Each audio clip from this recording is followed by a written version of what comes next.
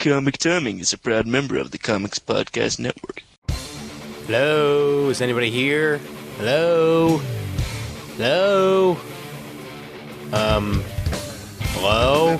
Not this again. I thought I got rid of this loser the last time he came around the space-time continuum. Monitor? No monitors here. We're off monitor. Gate. We kinda need you for the episode.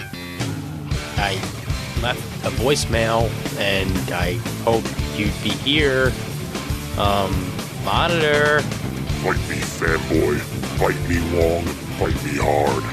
Oh, good, there you are. Okay, good. We kind of need you to do the opening for the episode again. Sean's on again, and you did a really great one the last time. We kind of need you to... No way. Not gonna do it. No. Wait, what do you mean you won't do it? No, not in this lifetime or the one after that. Probably not even the one after that. That's insane. That's absolutely insane. We pay you good money to be on the show.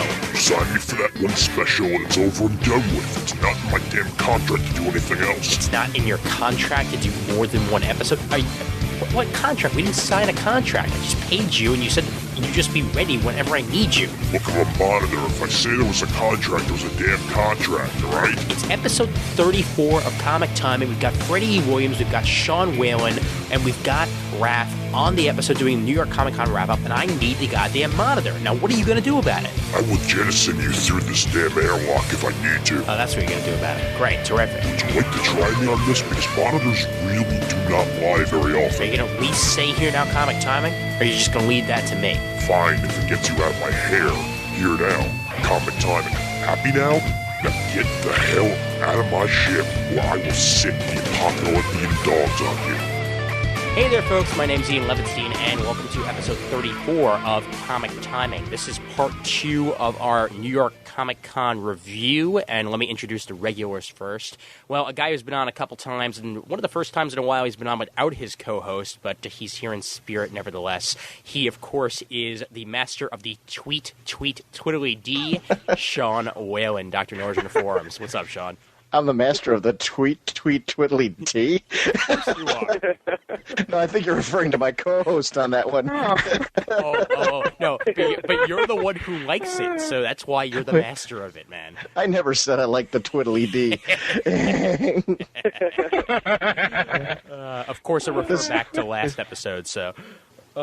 Wait, just for the benefit of the people who are actually listening, if you don't know what this is all about, our first review on our very first episode, almost a year ago now, was about Shadow War of the Hawkman by Tony Isabella. And my co-host and I have a contention over Hawkman because he can speak to birds. And one of the things he said to the bird was, tweet, tweet. Which, it's a bird. What else are you going to say to him?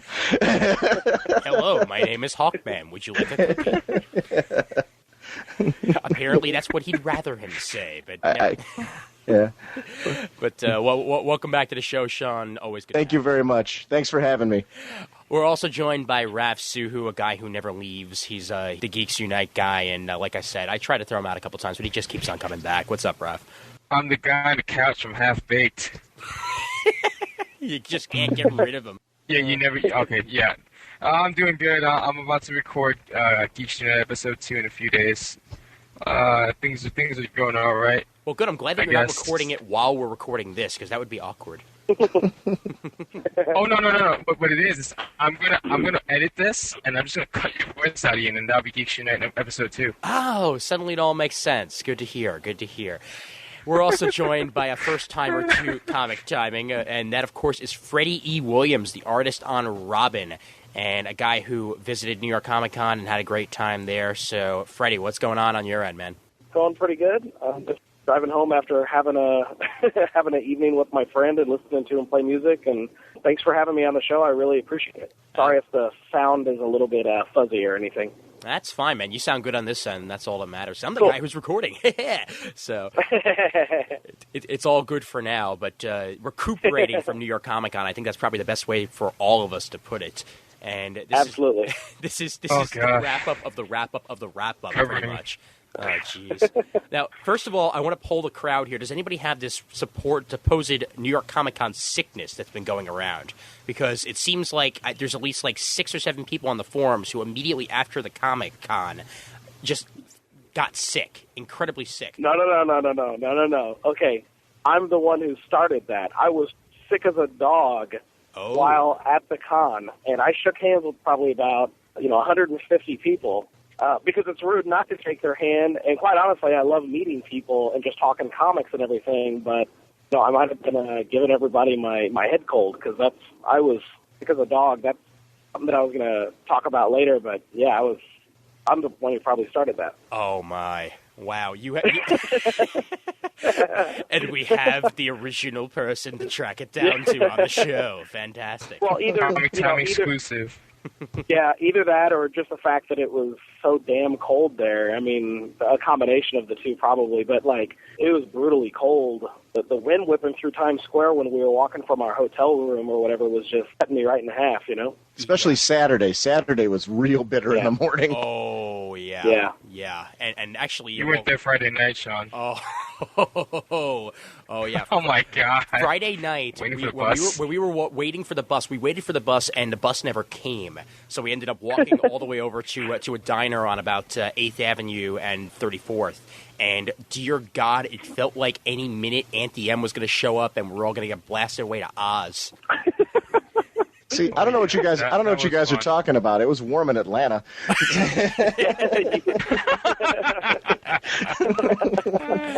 Yeah, Sean. Yeah. Explain this one to the listeners who might not have been listening to Raging Bullets, man. I'm sure you haven't talked about this enough. We, Jim and I were supposed to arrive Friday morning at about 8 o'clock in New York. They changed our flight to an earlier time, and they wouldn't let us on the plane. So their solution to it was to route us to Atlanta, their hub, and they said there's a flight going out every hour. Well, they failed to tell us that flight going out every hour was overbooked throughout the entire day. So we spent 16 hours in the Atlanta airport and actually recorded a podcast there. With awkward stares all along. Hey, Sean, what airline did you fly? AirTran? Okay. Noted. Yeah. I just noted that. Yeah, you know what? The funny part is we kept talking about how we were going to write a letter of complaint to AirTran, and I'm like, well, usually what they would do in that case is give you a free flight. I don't want that. Yeah, that's like going to McDonald's and finding a bug in your food, and then them saying, "What? Do you want some free food?" It's like, no, I'm not sure what I want. I just wanted you to know that there was a bug in your food. I want my 14 hours. Would you like some flies with that? Yeah. Yeah, right. Yeah. Oh, and flies airplane. It works perfectly. Yeah.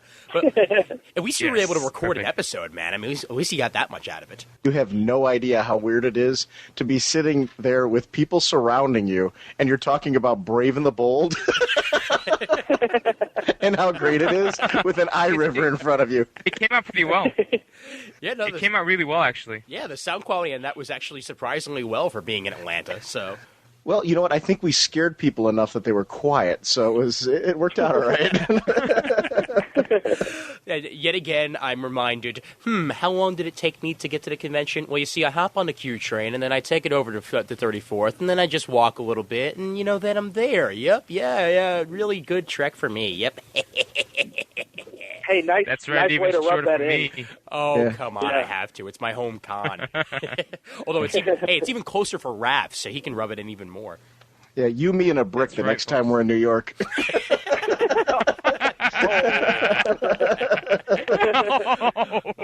I'll have the mace ready for Sean. Oh, whoa. I was going to say that in 1 year, this recording is going to end up in some court report. Like after. Sean Whalen. Mr. Whalen assaulted Mr. Suhu. Wait. Yeah. Wait. It's going to be. Wait, it's going to be some irate comic timing listener that's going to come after him now and blame it on me. Oh God! Comic Noob Dyer. Crime. No, not Comic Noob Dyer. Oh no! I kid. That's Comic born Noob in the Dyer. 80s, folks. I kid. Or it'll probably be Brent actually, with all the comments that we've been making about him. But anyway, let's get the initial impressions of the convention, minus Friday for Sean, but for everybody else, it's Friday included. But let's start it off with you, Freddie. What was your impression of the con? Well, of the con itself, first of all, I was pretty sick on Friday. Probably the only low point on Friday was that it seemed like on the upstairs area where the Artist Alley was, there's a lot of people who did not have to share an Artist Alley table. Now, I was fortunate enough to end up sharing it with Simone Bianchi, who is an awesome artist, and he's very funny just to hear him. He has a very funny sense of humor, but just space-wise, it would have been nicer to have just, to just have one booth to me or one table, the whole thing be me, be mine.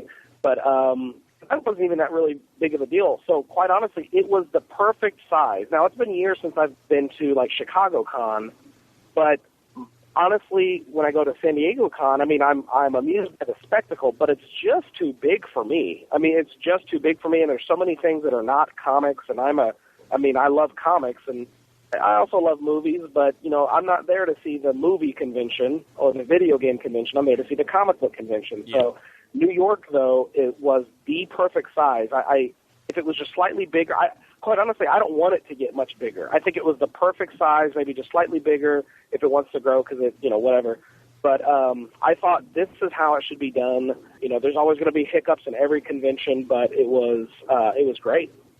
And I'm sure that both Sean and I are saying in our heads right now, New York Comic Con is bigger, better, and has double the space for more gaming anime in 2007.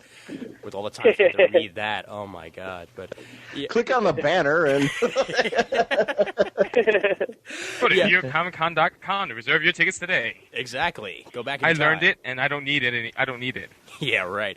But no, I agree with you on that, Freddie. It was pretty much the perfect size. I mean, when you compare it to last year, oh my God, it is so much of an improvement over last year. And it's certainly growing pains to have that first con and realize that it was much, much, much too small for a convention of this size. I mean, it's New York City.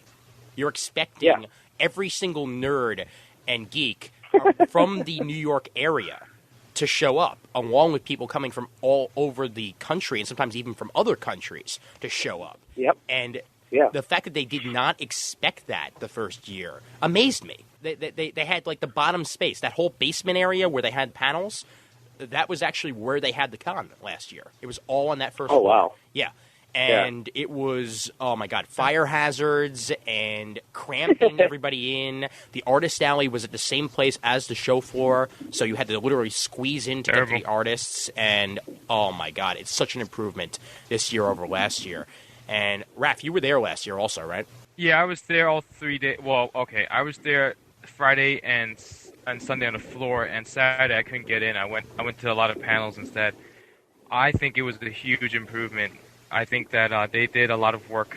It was really good. Actually, I agree with Freddie that they need more space for Artist Alley. It was a decent amount of space, but every time I tried to get from Artist Alley to Podcast Arena, it was just a lot longer than it took to get from the rest of the con to the rest of the con. Yeah. So I think they actually should have used the basement space that they had last year and used that for Artist Alley, because I think you could have gotten a lot more artists.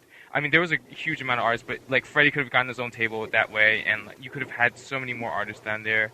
And I mean, there was a fair amount of artists, but I think even last year they had more.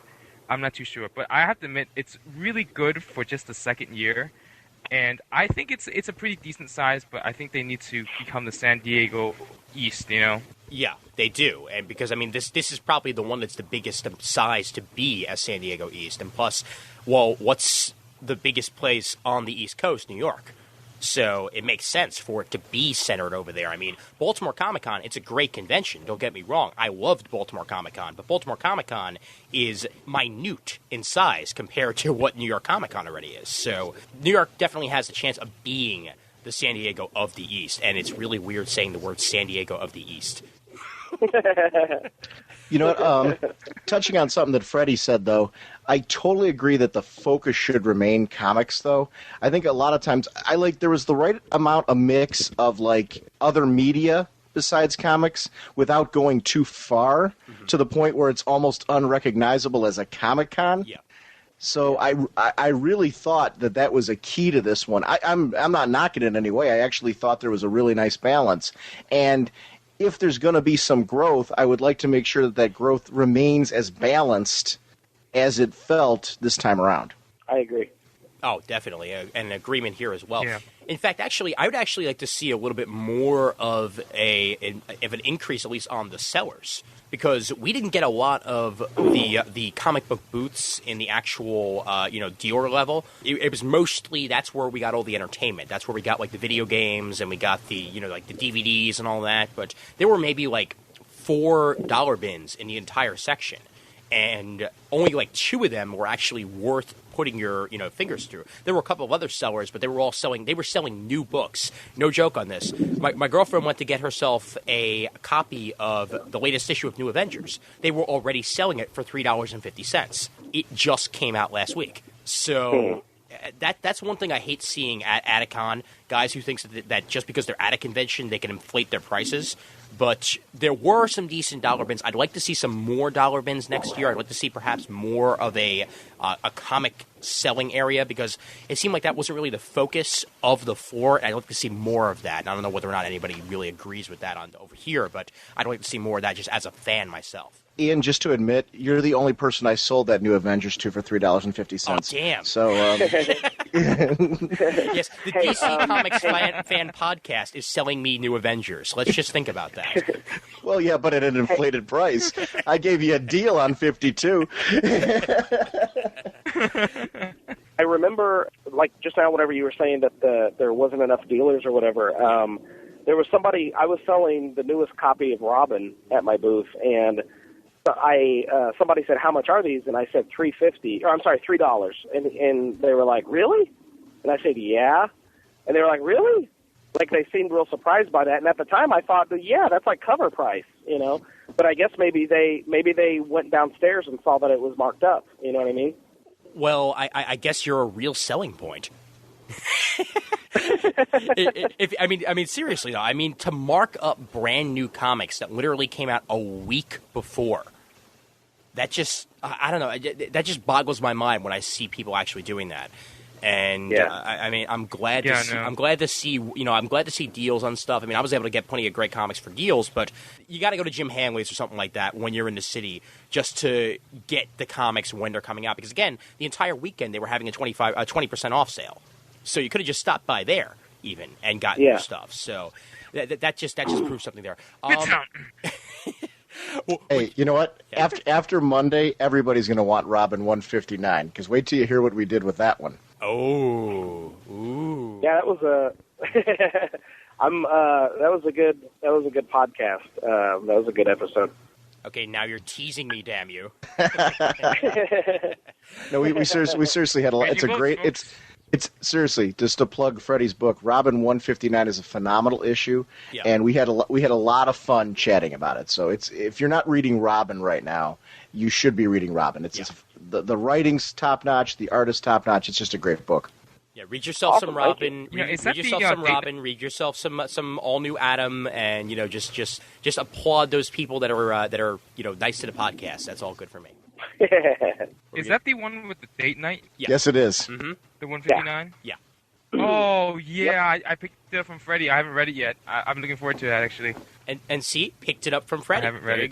There you go. And how much did you pay? $3. Got it signed. $3. No, I paid $2.99, and I left Freddie that penny, because I donate to the cause. What a nice guy. You know what? I have a question for Freddie, actually, though. How was the traffic in Artist Alley? How was the traffic from all the people in Artist Alley? Were you getting a lot of people stopping by? How did that work out? Oh yeah, I was overwhelmed by the number of people that were asking for commissions. That wanted commissions, and also I was getting lots of. There was just so much foot traffic that was coming through there that it was like total sensory overload. You know what I mean? Like, because if someone walks up to my table, I want to acknowledge, that they're there and, just be friendly. I don't want to be a jerk, like I'm just where they just see the top of my head, Yeah. I just tried to, Kiki, my wife, who was there, she was doing a good job of initiating conversation and stuff. But anyway, the traffic through there was really, really thick, especially on Saturday. And with me sitting right next to Simone, he was he's a very popular artist, so there was I was getting kind of like residual foot traffic, kind of blocked up around that as well, where there was a line kind of forming from his stuff, and then those same people would end up looking at my stuff. So that was pretty good too. And say what you will about how much space you had to walk around the Artist Alley and all that. I love the placement of Artist Alley, Podcast Arena, Gaming Arena. That was done really well because you had the foot traffic pretty much of, if the gamers wanted to get through to the gaming area, they would have to go through the Artist Alley, and they might find a comic that they might not have been interested in before that they might have been interested in now, or an artist that they might not have expected and stop by, or they go through the Podcast Arena and they find a podcast that's brand new. It was a great way to garner up people that were going there for everything and have them stop at other places. Yeah, I agree. Yeah, I mean, the foot traffic was very conducive to getting people to see that the artists existed there so that people could see what artists were there, and if they knew us, then they would stop in, Without a doubt, definitely. Did you have a lot of people show up, Freddie, that did not know your work ahead of time, that were just, drawn by perhaps the Robin issue sitting on your table? I'm not sure.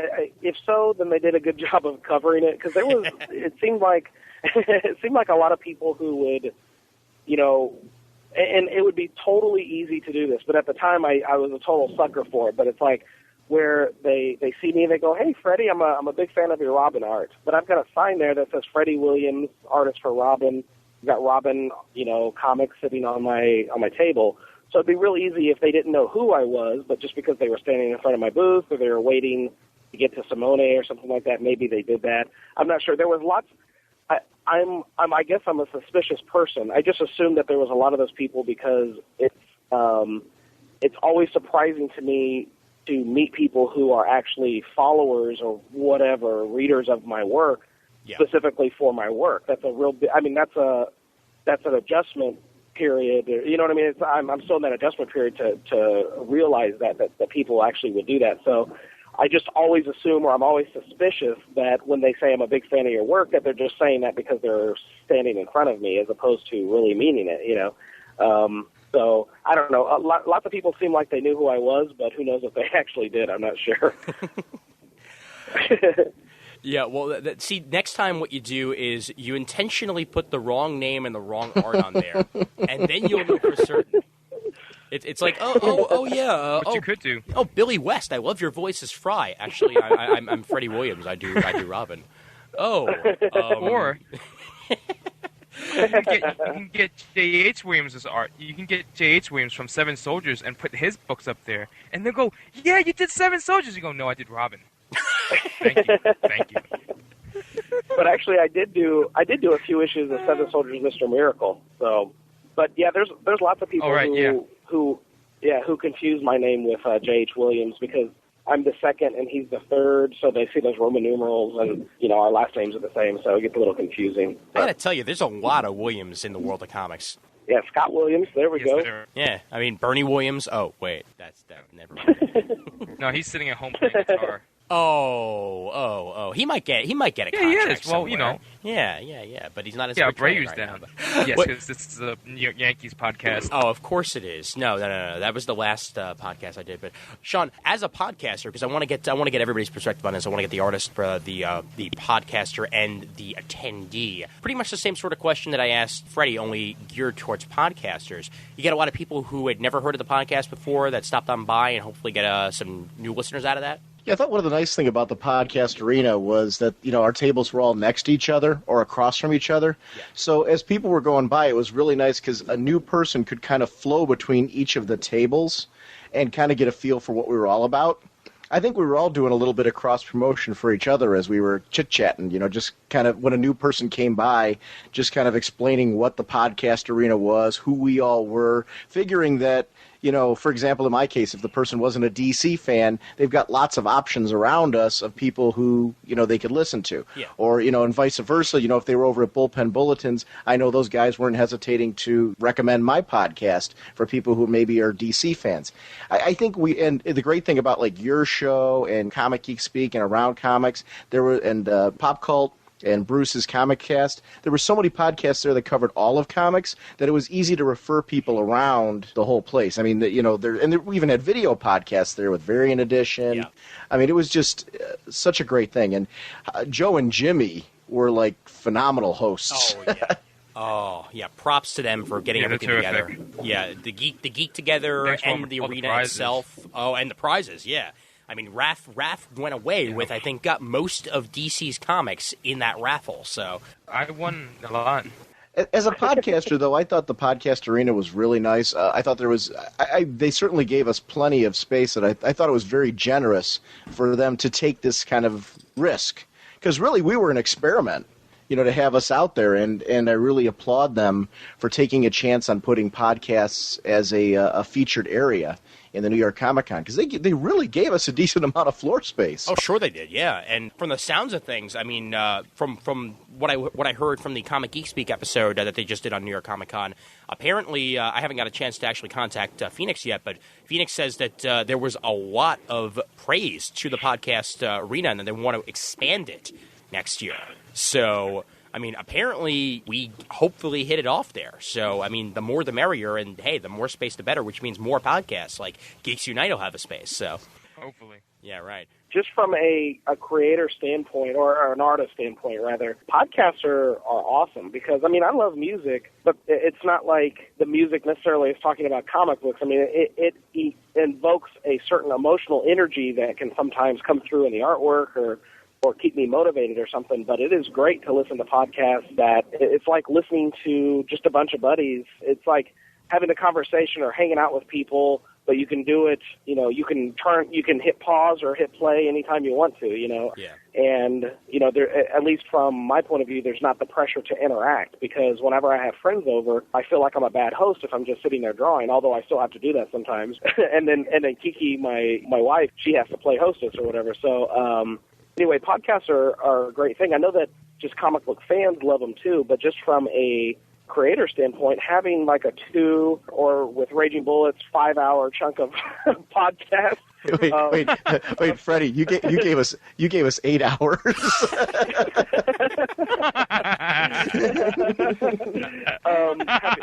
Wait, and that's not an exaggeration.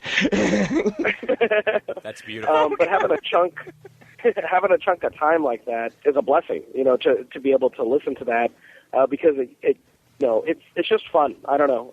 I guess that'll be the end of my statement there, other than just to say I think that's why, or part of the reason why the podcast stuff has been so cool and why it did so well at the New York Con, just because it's a great tool to keep the geeks together. It makes the world smaller. Yeah. What? Another thing I really felt too is just to kind of branch off of that. This con, everybody from the Artist Alley to the podcast arena to people on the floor, it felt very laid back. And I don't mean that in any way in a negative. I at no point in time did I feel like anybody was frustrated or anything. As I walked down like Artist Alley, everyone just seemed genuinely friendly. When I was walking through the podcast arena, everyone seemed to be having a good time. It was like a very relaxed con. You usually see people like frantically doing all kinds of different things, and I never got that impression at any point in time. I mean, I don't know how you guys felt about that, but for me, I mean, especially with considering all the people there, and I think it does have something to do with the increased space of this year. It just seemed like easier for everybody to get from point A to B. And, I mean, I wasn't there last year, so I can't comment on that, but just from what I heard, and just from my personal experience this year, it just really felt very relaxed. It was like people were genuinely glad when you walked up to their tables, and it just was a lot of fun. Well, you know what, actually, I think that has a lot to do with the fact that, again, this just goes with this again, but the fact that the Artist Alley was separate from the main floor, the fact that you had different people who might have just been looking for artists up in the Artist Alley, and you had the guys who were looking for the entertainment stuff and that sort of stuff downstairs, because that way, not everybody was grouped together in one space. You weren't fighting with people who were trying to get a comic from the dollar bin when you're going to see Jim Lee. That sort of thing. Signings were a lot easier to get to at this con than they were at the last one, and just stopping to talk to a creator was a hell of a lot easier, because last year, when I went to stop and talked with Mike Norton for a while, I bumped into about 7 people who were trying to get by me, just trying to get to a booth, and that's not something you got this year. You had enough space where you'd be able to just stop, talk, and enjoy, and then move on to the next person whenever you wanted to, and that's an important part of a convention. The interaction is as important as being there. And you had that at this con a lot more than you had at other cons, at least from the experience that I've had. So, Raph, you agree with that? Yeah, I do have one small complaint, though. I mean, I don't know about you guys, but I was on the show floor a grand total of 2 hours in 3 days. That's my only complaint. It's just that, well, I mean, really, it has nothing to do with the floor setup. It has to do with the fact that this year's New York Comic Con for me was about the podcaster, meeting all the podcasters, and just hanging out with Sean, Jim, Ian, like everybody, just meeting everybody for the first time. This was the podcaster convention for me, you know. It was great. It was a great setup when I was down on the floor. I mean, at certain points when it was peak hours, obviously it was very crowded, but I still navigated fairly quickly. I didn't bump into anybody. The rows and spaces were actually very nice. So where was your complaint?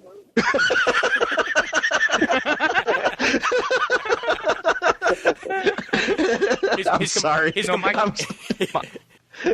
sorry. complaint is that I didn't get to go down. I don't know. I don't know.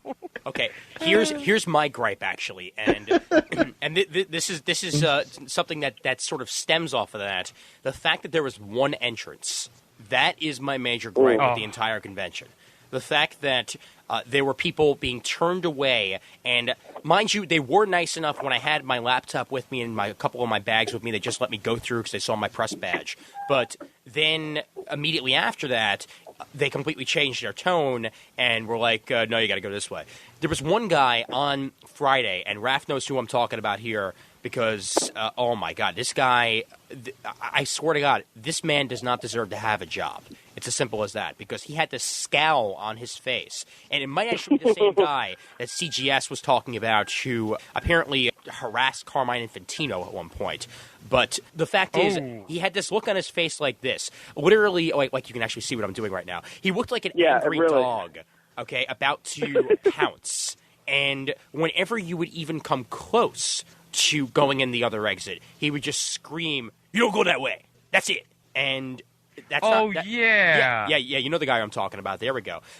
Yeah, I remember him. That's not the way you treat guests. You know, if you're trying to direct people off to another exit, if you're going in the wrong way, say, "I'm sorry, you have to go this way." It's just as simple as that. And because of that, you know, it aggravated me, it aggravated other people as well, and he talked back to us. When we were talking just amongst ourselves, my girlfriend made a comment, "Well, this is kind of silly to have the entrance over here." He talked back, he said, "Well, that's the way it is, so deal with it." And then we kept on moving. You know, when you're the security guard, that's what you are. You know, I mean, tell people, you know, where you're going to go, but, you know, don't do any lip about it. It doesn't make any sense. This guy just felt like he did not belong in the position he was in. And eventually, I had to become a lawbreaker, as it were. On about 3 different occasions, I had to run up the down escalator to get back upstairs because there was really no other way to do it. And they didn't have anybody posted over there, so it's not like I was, you know, like being like naughty, don't do that again by anybody. But you shouldn't really have to be forced to do that at any convention. Yeah, I had to do it once or twice. I love the fact that you're just saying naughty. No,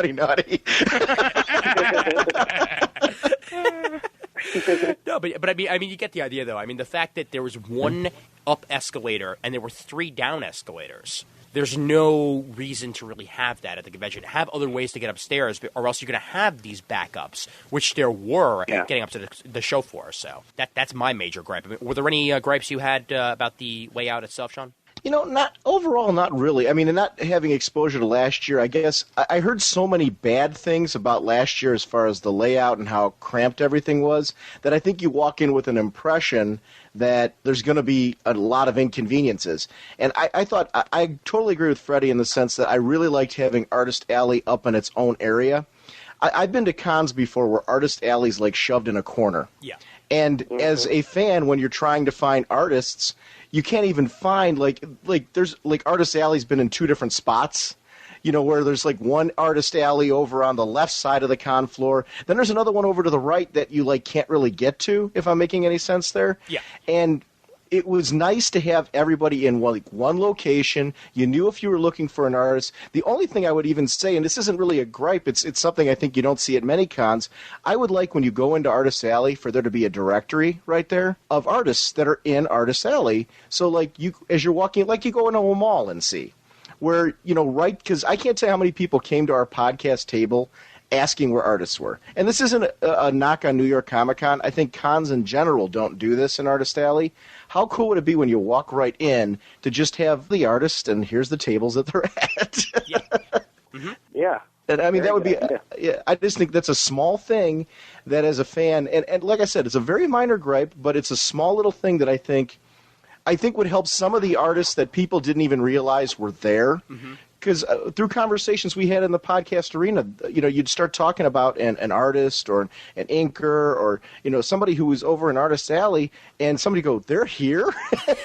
and see that. But, I mean, that to me at a convention, at a comic convention, should be something that's broadcast. And again, like I said, I'm not singling out New York Comic Con for this because I really did like their layout for Artist Alley. Yeah. It's just I would love to see conventions in general take a step towards just putting up, like I said, like they do at a mall, where you can walk right in, see a little quick directory, and just find whoever you're looking for, and maybe find some people that you didn't know were going to be there. Yeah. And not even just in the Artist Alley, it would be nice to have downstairs also just a simple map of where things are so that you don't have to go into your program booklet to find everything.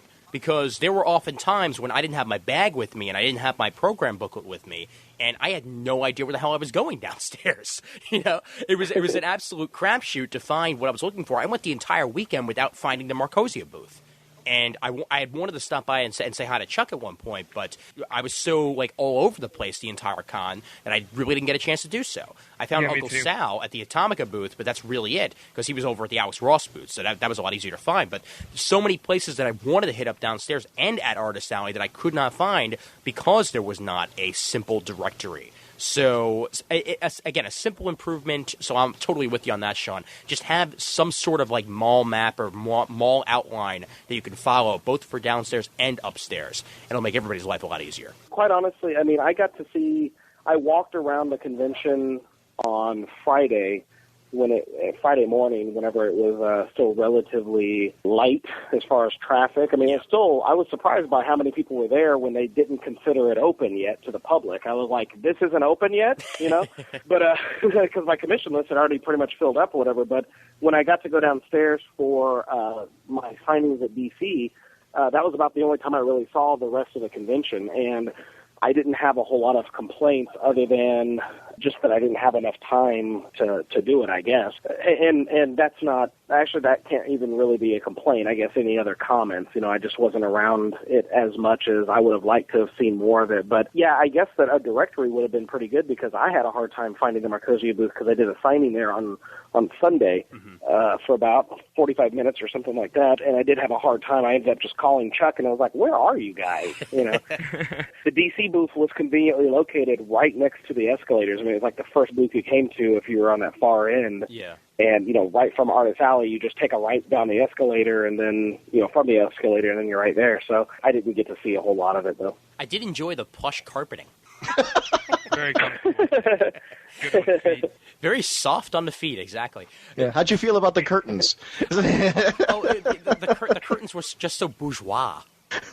Yeah, I know those podcast curtains that you guys had. It wasn't that good. No. Well, see, the one thing that also I love this. I actually put up for you, Sean, a 1 year later poster on Friday when I thought you guys were going to be there, and it fell down. And when I came back on Saturday, it was gone. So I'm like, why not? I'll share this with Sean's booth. And then I realized, wait a minute, Sean's not going to be here. And that 1 year later poster is now lost to me. It's somewhere in the garbage somewhere at the Javits Center. So Quesada ripped it up. Oh. Well, it's, what happened to Raging Bullets on the missing day? It's like... 52. Actually, I left something there, too.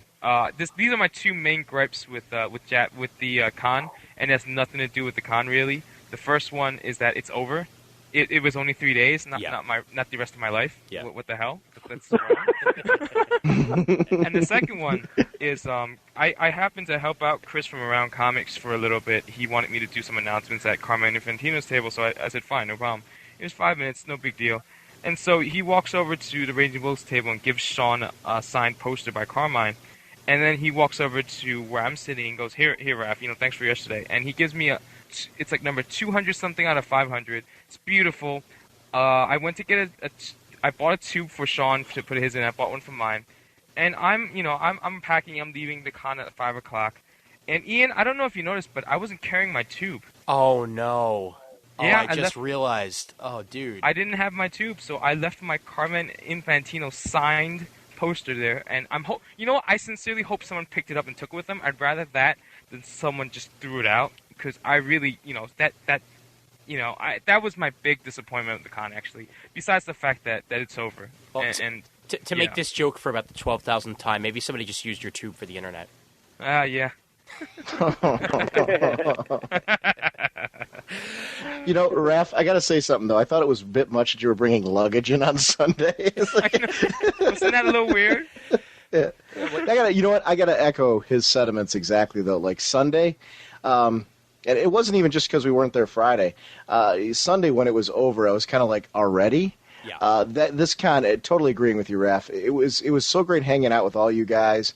It was great to see all the artists in Artist Alley. Like I said, this felt like such a relaxed con that it was just fun to be there every day, even though it was very busy. And by Sunday, I was very tired, and I think we all probably were feeling the same way. Oh, yeah. I really felt, though, that everyone was just genuinely nice. I didn't get any impression of, inside the con at least, once you got through the doors, I really felt that everyone were just really pleasant, considering, that we're all in a con and waiting in lines and doing all those crazy things that you do at cons. I really enjoyed myself overall, so I got to agree with you. It ended too soon for no reason other than it was just a lot of fun. Yeah. I left something behind too, Rav, so you can feel okay about that. I actually, for the past 3 days, couldn't use my laptop because I left the cord at the Javits Center. Oh, that sucks. Yeah, luckily it came in the mail today. It was only about $6 off of some website that I found off of Frugal. So, but yeah, that was a pain in the ass because I get home and I'm like, where's the plug? I don't know how much it's going to cost to replace that. And I don't. It's man. Okay. It was the thought that counts. I mean, the fact that Chris even deemed me worthy of one of those was incredible. Wait, here's the funny part. When Ian was telling his story, I'm like, Javits made you pay to get your cord back? I'm like, you have to pay the shipping. I went to www.here'syourdamnstuffback.com. They should have that. Oh, hell yeah. People should register like hospitals and stuff. If anybody's lost this here, Dude, just do you know how much money you would make off of a www.lostandfound.com?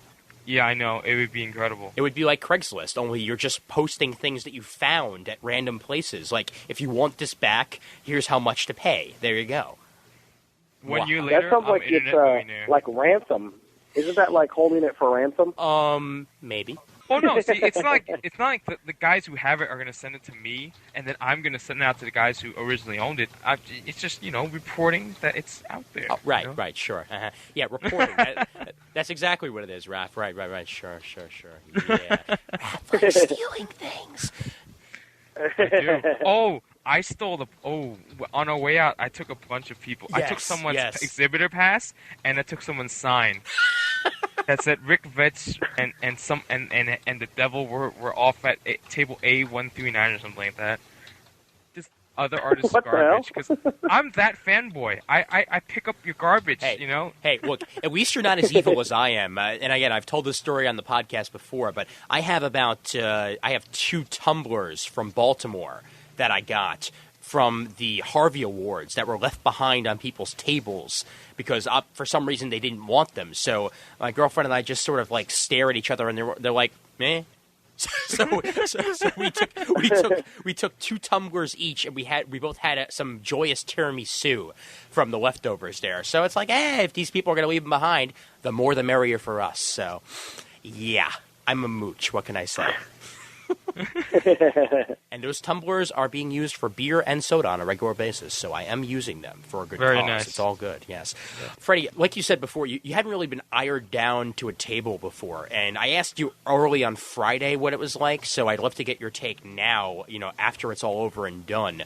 Did it feel weird to be sort of like trapped at that table for all weekend? Yeah, because, again, it had been a while since I've been to the Chicago Con, so my only real comparison to the New York Con would be the San Diego Con, and I didn't have an Artist Alley table there, And so I was pretty much nomadic. I just kind of roamed around. I would sign at the DC booth and then just kind of bide my time until it was time to sign at the Marcosia booth, and then I'd go to a panel or something, just to watch, not that I was involved in the panel, and then I'd go home. So there wasn't anything wrong. It was just an unusual experience to not be trying to wade through a million other people and to have a central place where people could actually find me, where it wasn't just like I was running into people. So it wasn't a bad thing. It was just an unusual thing, I guess, more than anything, Yeah. No, I understand that because I've never had a table before. So it felt really, really weird. That's probably my best way to put it. And Sean, I don't know if you felt the same way, but it's like I'm sitting there and I'm like, I don't deserve this. I'm some dude who just like happens to talk and have fun doing so and puts it out on the internet. And here I am, sitting here, giving out my stuff to people and all that. It was a completely different experience. I never felt that way before at a con. Being able to sit down for one, because that's so hard to do at a convention. That's why you go to panels, so you can rest your feet for a while. But yeah, the fact that you have the table there and you're realizing that, wow, people are stopping by to say hi to you or to check out exactly what you're doing. It feels so different than just being there as a spectator. And it was my first time really experiencing that. I mean, I was fanboying over it. It's like, oh my God, I'm actually sitting here. I'm at New York Comic Con and I'm at a table and I'm sitting here. Oh my God, it was incredible. It really was. It's an experience I'll never forget. And I really felt too that everyone who would normally be at a con was incredibly generous to us being there. In the sense that I never felt like anyone was like walking by with their noses up in the air at like, look at the little podcast people over here, or anything like that. Really, people went out of their way. Yeah, people went out of their way. I really felt to be, to stop by, say hello. I'm talking about, artists, exhibitors, different things like that. Were very generous with us as far as really how they treated us, because I really had a great time overall. I really felt like I was part of the con, and I really felt that the New York Con took a big risk, and I'm thrilled that they're happy with it, because I thought it was a very rewarding experience. I thought it was a great way to do cross-promotion on the con, and I'm hoping, that they do it again next year, that they even bring us more into the promotion aspect of the con, because I felt towards the end when we were getting ready for the con, I would have liked even more information on who was going to be at the con to like pump that up even more.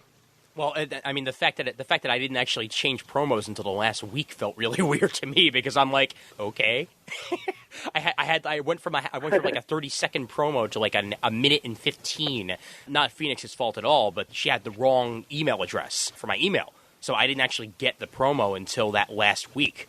That's why when everybody else was doing their, new promos with the Sci-Fi Friday Night and all that, I was still behind with New York Comic Con is bigger, better, and has double the space. So, it felt really odd changing at the last second there. And just in general, it's, I don't know, it feels like an entirely new level.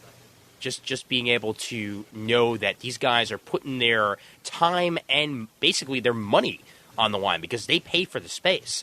So if Podcast Arena had sucked, that's their money down the drain right there. They paid for us. And I think they looked at it though as they really paid for advertising from us. Yeah. And I really hope that it was great that there were people who stopped by our tables that said that they came because they heard about the con on a podcast. Yeah. Because I'm glad, I feel like we at least contributed something to the number of people that were at the con. Because that's what it's all about. It's about promoting. That's why I said I'd like next year to have even more information at my disposal as far as who's actually going to be at the con and what events are going to be at the con, because I'd like to do more to support them. Because I really felt that was one of the strengths of having us involved, was that we could do some promotion for them. And I'm glad that they took that chance and used us for that purpose. Yeah, and also the best publicity we could have all weekend was Raf's shirt. So yes, the shirt of many podcasts. Very nice shirt. When I saw that for the first time and I saw your press hat with like the glasses and all that, I'm like, wow, it's Super Podcast Man. Yes, that's right. We were trying to get him hung up at the entrance to the Podcast Arena, but they wouldn't let us. So that was you behind the throat, Sean. Actually, no. I think that as the newest podcaster out of a group of people here that's not professional, and as a fan, I think it was great that Podcast Arena existed, because I finally got to meet Sean and Jim. I finally got to meet the CGS guys. You know, a bunch of people that I didn't meet. I have some stuff signed by Sean and Jim and by the Around Comics folks, and it's just kind of weird to kind of go up to someone I've been listening to and people who I consider friends and people who I've known and go, "Can you sign this?" You know, it was like being a fanboy to the fanboys, and it was just it was a weird thing. It was a nice feeling. Yeah, it was really weird actually. After Ghost Rider, Raphael came up to me with his Ghost Rider stub and said, "Oh my God, Ian, can you sign this? You totally sat next to me." Dude, you do the Geek Sneak report. You gotta sign this, man. I'm flaming.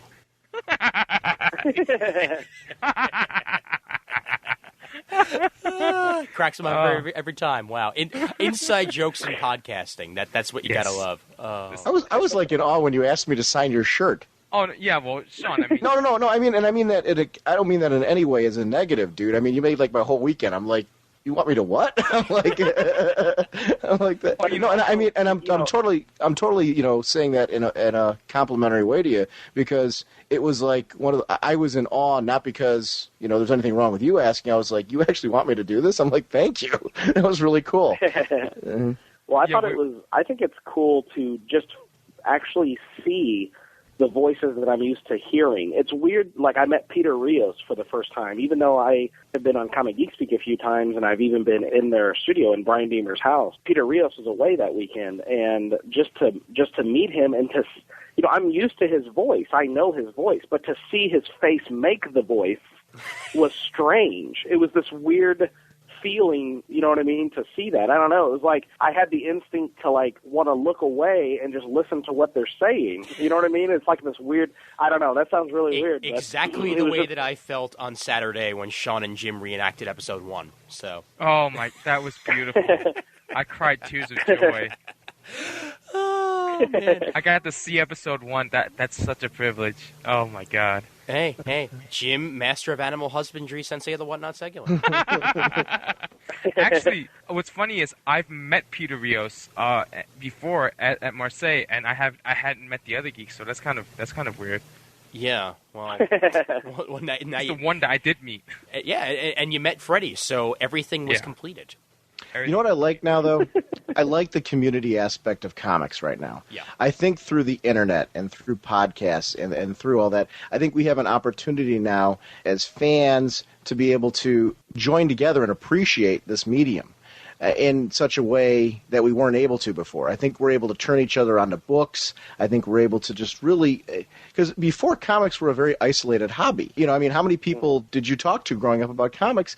Very small amount of people, actually read comics that I knew. I had one friend of mine who was very into comics, and nobody else was. So I didn't have an outlet to chat about comics and about these things that are important to me, and they remain important to me. So it's nice now to be able to go to something like this and to be able to have an instant connection with people because we've been talking through this means, or we've been talking on websites or in forums or whatever, and just really it's increased my appreciation for the medium as a whole, because you can talk about it and reminisce about it and get something more out of the books than you've ever gotten before out of them.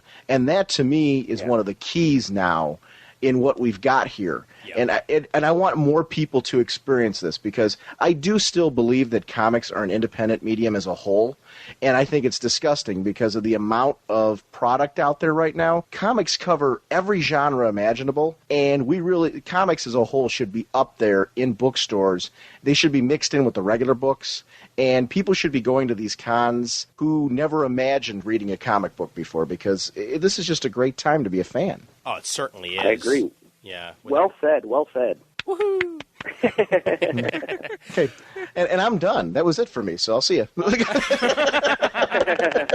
and gentlemen, Sean has left the building. Yeah. Well, no, actually, I know exactly how you feel there, because at last year's New York Comic Con, I was there with a couple of friends, and then after Friday, I'm not going to go completely in depth as to what happened, but the long and short of it is that my girlfriend, who was not my girlfriend at the time, got injured on Friday coming out of a diner, and on Saturday, it was pretty much just me walking around by myself.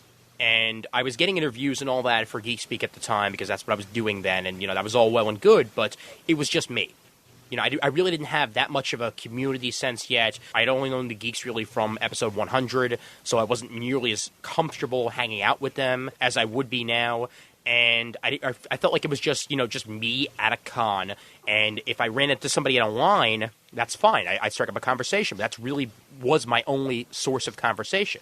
At this con, though, I was so much more comfortable going up to people and talking. And again, that's a great way to get us comic geeks out of our damn shell, is just go out there and talk to people because these people are friendly. They're into what you're into. And if they happen to be somebody who's not friendly, say thank you very much and move on to the next person because the next person, I guarantee you, will be a friendly person. And that's what these cons are all about, meeting new, interesting, nice, just intelligent people who share the same interest as you. And it's hard to find that in this world. Agreed. Yeah. I hope that was nearly as profound as what Sean said. It was only 3/4 as profound. I'm sorry to tell you. Sean gets the no prize. No, but that kind of goes back to the summary of what I was saying, which was that podcasts in general. But I mean, it does expand to everything else. I mean, it expands to just internet fanfare and also to the conventions themselves.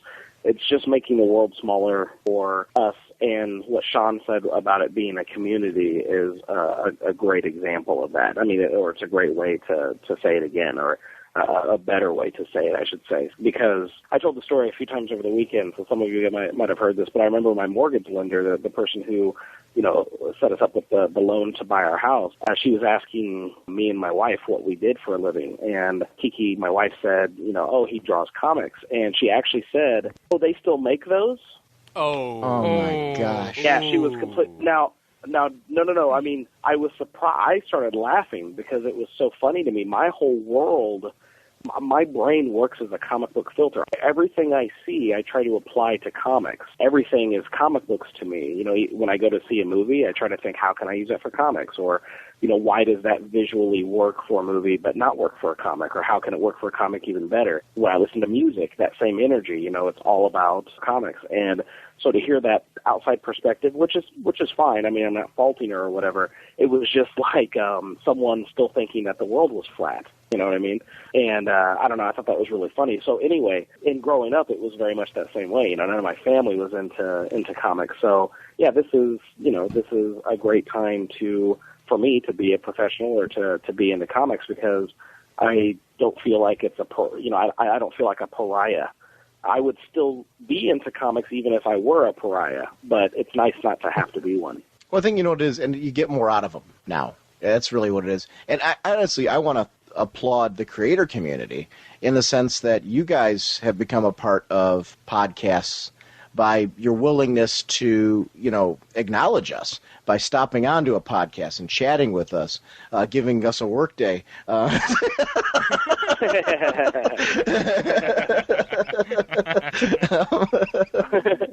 I mean, I know when we were recording all those shows, Sean, me, you, and Jim, I could just imagine, your wife going, there's no way you guys were on recording that long, because that was kind of the overall feeling that I think my wife was giving, because as she walked in and out of the room, she was like, she'd still see me on the phone, and she'd just kind of, not judgingly, but just kind of shake her head like, I can't believe you guys are still on the phone. Freddie, I hope to God my wife thought that I was recording during that whole time because I was alone in my small comic room with Jim. So That's the line of the night. Yeah. And Jim's going to listen to this episode and say, thank God we were recording. Wow. Now she has to listen. But Freddie, does your editor get pissed off when they realize that you spend 30 hours a week on podcasts? No, because I have either been on time or early with all my deadlines, so that they don't. I'm also very quick to if there's any corrections or patches or whatever that I have to do, I'm always really fast with those too. So I don't think that they have much to care about negatively. You know what I'm saying? So remember that, kiddies. Deadlines are good. That's right. Yes. Looking Well, right at you, Jim. well, deadlines The- deadlines themselves actually are good in a way, because if like, let's say, each of us was a millionaire and we had nothing pushing us or nothing making us do what we do for a living or whatever, would you still have the passion to do what you want to do? I'm talking about specifically comic book professionals. And some people might just, if they have no real need to, they would just maybe draw occasionally but never really come out with what they want to. So deadlines can push you. But specifically hitting those deadlines, I mean, that's probably the biggest, once you get your foot in the door of comic books, the next big hurdle, and it's a hurdle you have to hit basically every day, is to keep hitting your deadlines. If you slack off on that, you can really, you can undo all the work you've done to try to get yourself in, and even more, basically where you're in the hole. Now you can't get a job and you have a bad reputation, so that's not good. And like you said, with that motivation, that's the difference between somebody phoning it in and somebody delivering something really special. Yeah. Because I mean, it's very apparent when somebody phones in something. Oh, but yeah. when you pick up a comic book and there's been that care put into that comic book from everybody involved, you can just turn the page and it's like, this is cool, and that's what this is all about. Oh, man. Let's go into swag a little bit here, because I'm sure we all came away with stuff that we very much enjoyed. Sean, what was in your swag bag for the weekend? Oh, boy. I mean, look at my swag bag. I picked up a lot of stuff from Artist Alley. As I was going around different, independent books that were out there. I got, actually, because I wanted Neil Adams to sign it, I bought the whole run of Green Lantern, Green Arrow, because I found it at, which I already have it in trade. Yeah. But it was, there was one of the tables down on the floor that had sets. So I picked that up. I picked up, they had the Booster Gold run, which I'd never read. Ooh. And I've been enjoying Booster Gold so much in 52 that I'm like, all right, I want to see. And that's the funny thing. Once you get into a character for something, I don't care how good or bad it was. I want to go back and read it. And I'm not saying that it was bad. I've never read Booster Gold, so I'd actually like to go through and read that whole run now. Yeah. And enjoy that. So that was about it. I picked up some single issues that I wanted signed. But I agree with you that overall, there weren't a lot of times, the comic floor for me is a spot where with those dollar bins, I start filling in runs. Yeah. And there weren't a lot of dollar bins out there to grab runs from. I had a list with me with the intention of going down there and spending some time. But, there was a lot to look at when you went down on the show floor. So, I enjoyed the show floor. Yeah. But I didn't see as many. That's something I'd really like to see for next year, is for just something to bring in some more retailers, because what was there wasn't bad. I'd just like to see more. Yeah. So. Plus also there was one guy who, and again, this was only one person, but this always peeves me a little bit. There was one guy who was selling obvious bootlegs of certain series, and most of the series he was selling was stuff that is not on DVD yet. But he was selling some stuff like the X-Men animated series from the 90s. And that one, sure, it's not in season sets, but it is available in certain DVDs. And I'm the type of guy who doesn't like to see too many of the whole bootleg thing at a convention. So that's one thing that also peeved me a little bit on the floor. But that's, again, something that you're going to get plenty of that at a convention. So I understand that it's there, but I'm happy that there was only one person that was doing it. Because I have a question. Yeah. How do people who are bootlegging those things get away with it without somebody busting them? It's obvious. I've seen bootleg stuff at conventions before. I've never reported it or whatever. But is it because nobody reports it? Pretty much. Yeah. Yeah. No.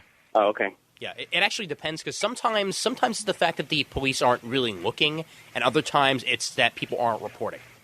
So, well, also these guys also happen to supply us with those fan-made movies. Like I picked up Batman Dead End from one of these guys. I thought that Batman with the that's a really good movie. So there are positives and negatives to those guys. Like I don't like that they have some of these bootlegs sometimes, but sometimes the con is the only place you can get certain things. Well, so. there was one guy who was actually giving those fan-created stuff for free with purchase of stuff $20 or more. I'm okay with that. Yeah, that's cool. Yeah, That's cool. Because the stuff that you were purchasing was all legitimate. You know, I don't care what anybody says. $200 for the entire run of $6 Million Man is highway robbery.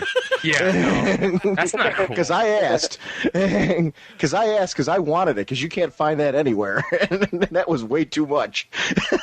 Yeah, 3 or 4 years ago, I got the entire Adventures of Superman run for $110, and then I hear it's on DVD. I'm like, oh. Hey, I admit that back in the early days of me, wanting to get stuff, I actually have from eBay all on VCD the original '90s Fantastic Four series, both seasons, because I couldn't wait. But mind you, that was about 3 or 4 years before the set came out. It's not something I would have picked up at a convention, but for $40 on eBay, They have a set now? they do, yeah. Yeah, I gotta pick that up. When the Fantastic Four movie came out, they released the actual '90s Fantastic Four series. But well, how does something like that get through the filters at eBay? What I mean is, eBay does a pretty good job of like not letting people sell stuff that there's like a whole long list of stuff that you can't sell on there. They do a pretty good job. A pretty good job, exactly. Okay. A pretty good Nobody's job. perfect. Exactly. Nobody's perfect. There's still going to be stuff that falls through the cracks. You can also, if you take a look at the descriptions on some of the ones that are getting away with it, there's certain language that they use and certain words that they leave out.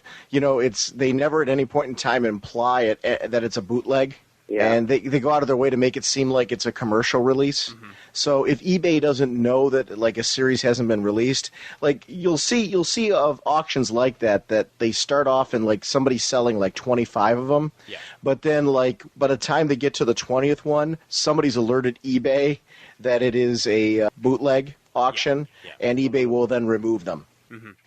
Yeah. Oh, okay. Yeah, and actually, it's sort of like how spam gets past your filters. You know how like they'll say, "Would you like some Pro N?" instead of "Would you like some porn?" It's that sort of thing. You got to use the right language to get past the filters, and some people know what they're doing with that. Yes, I would actually. Yeah. You would like some Pro N? Yes. Okay, good, because I'm selling some. It's only $40. And you know what? I curse you for changing it to chronic timing ads because I had you blocked. See, chronic timing in itself sounds like an illness. Yeah. I'm sorry, sir. You have been diagnosed with a case of chronic timing. I get myself checked every month. I use protection. You know what? There was a really cool on the show floor. There was a really cool retailer that was selling archives and Masterworks for 40% off. Nice. So I ended up grabbing just this great Hawkman Archives, Volume 1. It's a Joe Kubert stuff, actually. It's actually really good. That's great. That's cool. So, I mean, it was a nice score to get that all in color. Oh, sure, yeah. I was the one that told you about that, Sean. I'm pretty sure. I know, you rock. Yeah, of course. Because it's all about me. Not only is he uniting geeks, but he's also uniting geeks with their stuff. And Juan, I think it's great that you're on the podcast with us. So.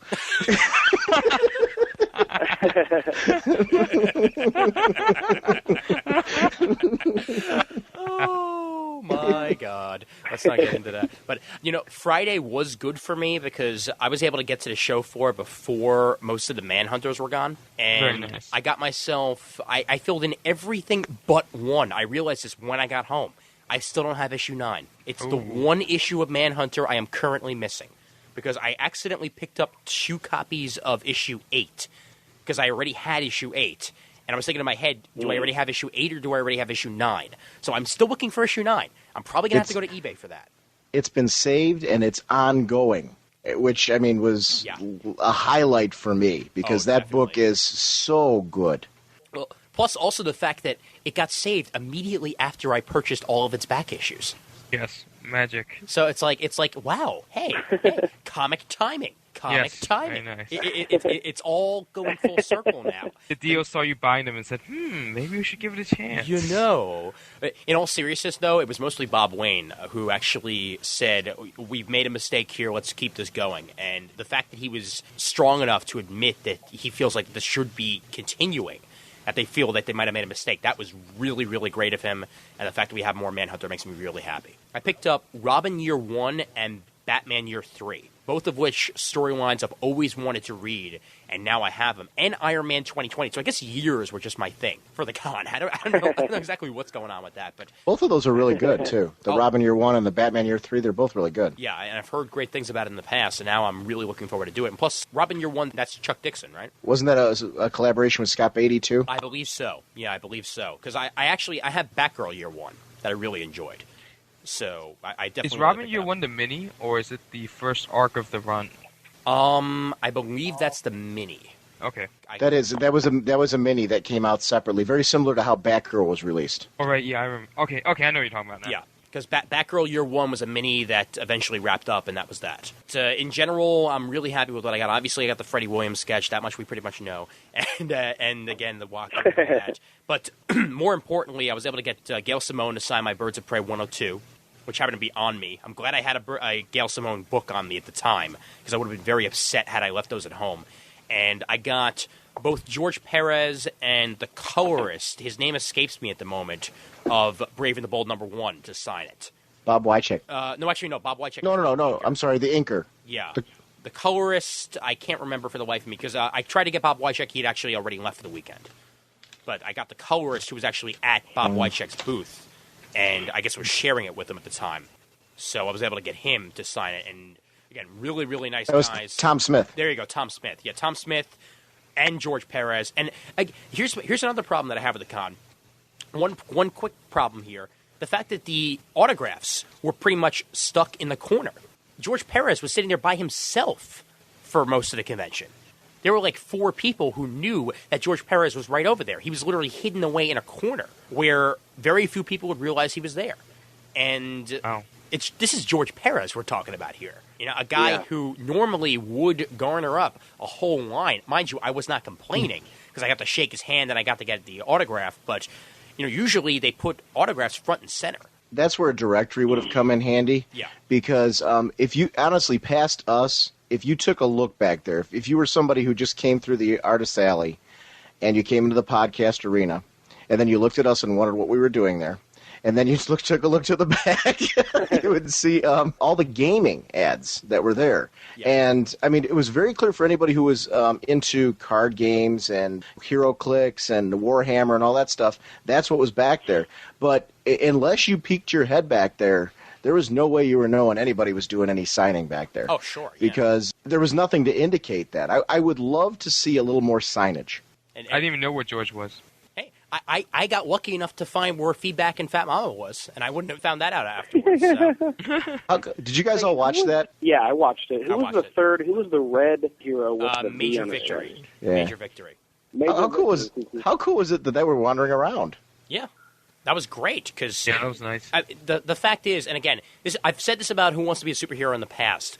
It was one of the few reality shows out there that was not out there to embarrass people. Its entire thing was, are you a good person? Are you a good enough person to be a superhero? And usually, you know, we see, would you like to eat, you know, buffalo testicles? We do not want to see, are you a good enough person to be a superhero? And that's what I loved about the show. And obviously, Feedback, the guy who won, I mean, he freaking worshipped Stan Lee when he was a kid, and he deserved to win. But Fat Mama also, she's a person who's out there trying to make kids happy. Same thing with Major Victory. So they're really, really nice people. I got to interview 2 of them on the last episode that I put up, and really, really great that they were able to come out there and appreciate the con for what it was and get to meet people. I'm trying to decide if I'd watch a show of superheroes eating buffalo testicles or not. Well, question, would one of them be Iron Man? Because if so, I'm in. Wow. Yeah. No Iron Man. Boy, did this go on to a weird tangent. Come on, say it, Raph. I said Iron Man. Come on, say it, Raph. Iron Man is a douche. Thank you. Did you guys? How did you guys feel about Who Wants to Be a Superhero when you watched? I mean, I've never had a chance to talk with anybody about this show. Because Jim saw a couple of the episodes, but I mean, other than that, we haven't really, because it's, you know, obviously not a DC thing, so to speak. We never get to talk about it. Loved I really liked it. Yeah. Did you guys? I mean, and there's no right or wrong answer. How did you guys feel about it? I loved it. When I saw it for the first time, I was afraid that it was going to make us look bad. You know, I was afraid it was going to make comic geeks look like, well, geeks. and play us up all for like the nerdy aspects and all that, but it really didn't. Sure, parts of it were obviously scripted, and sure, the guys who actually were the superheroes all seemed to have acting careers, but it didn't really matter. The fact is, the show was well done. It had interesting people that you really got to know, and it felt genuine to the aspect it needed to feel. Because, again, obviously parts were scripted.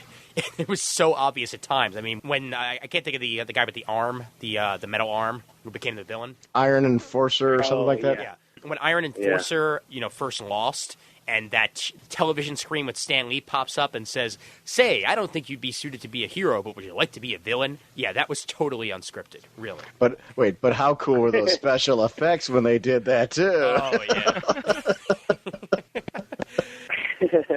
I was just going to say that my opinion of the show was that it was a little hokey, it was a little corny. I was afraid that it was going to make us look, make comic book people look, more foolish than some people already think that we are or whatever. But what I really liked was that feedback, if I remember correctly, because it's been a little while since I've seen it, he was raised without a father, and he, he saw Stan Lee as basically a father figure, and I'm totally in that same boat. Like, I remember hearing Stan Lee's voice on Spider-Man and His Amazing Friends and on the Incredible Hulk cartoon, and then I remember paying, close attention to Stan Lee's soapbox and the, the letters page or whatever, the comic books and stuff. So, seeing him as a father figure, I could very much identify with where feedback was coming from, but there was a lot of stuff short of feedback that I thought was pretty hokey and that while I was watching it, I was kind of rolling my eyes or whatever, but I'm glad that he won and it was still entertaining though. As a TV show, it was still entertaining, but I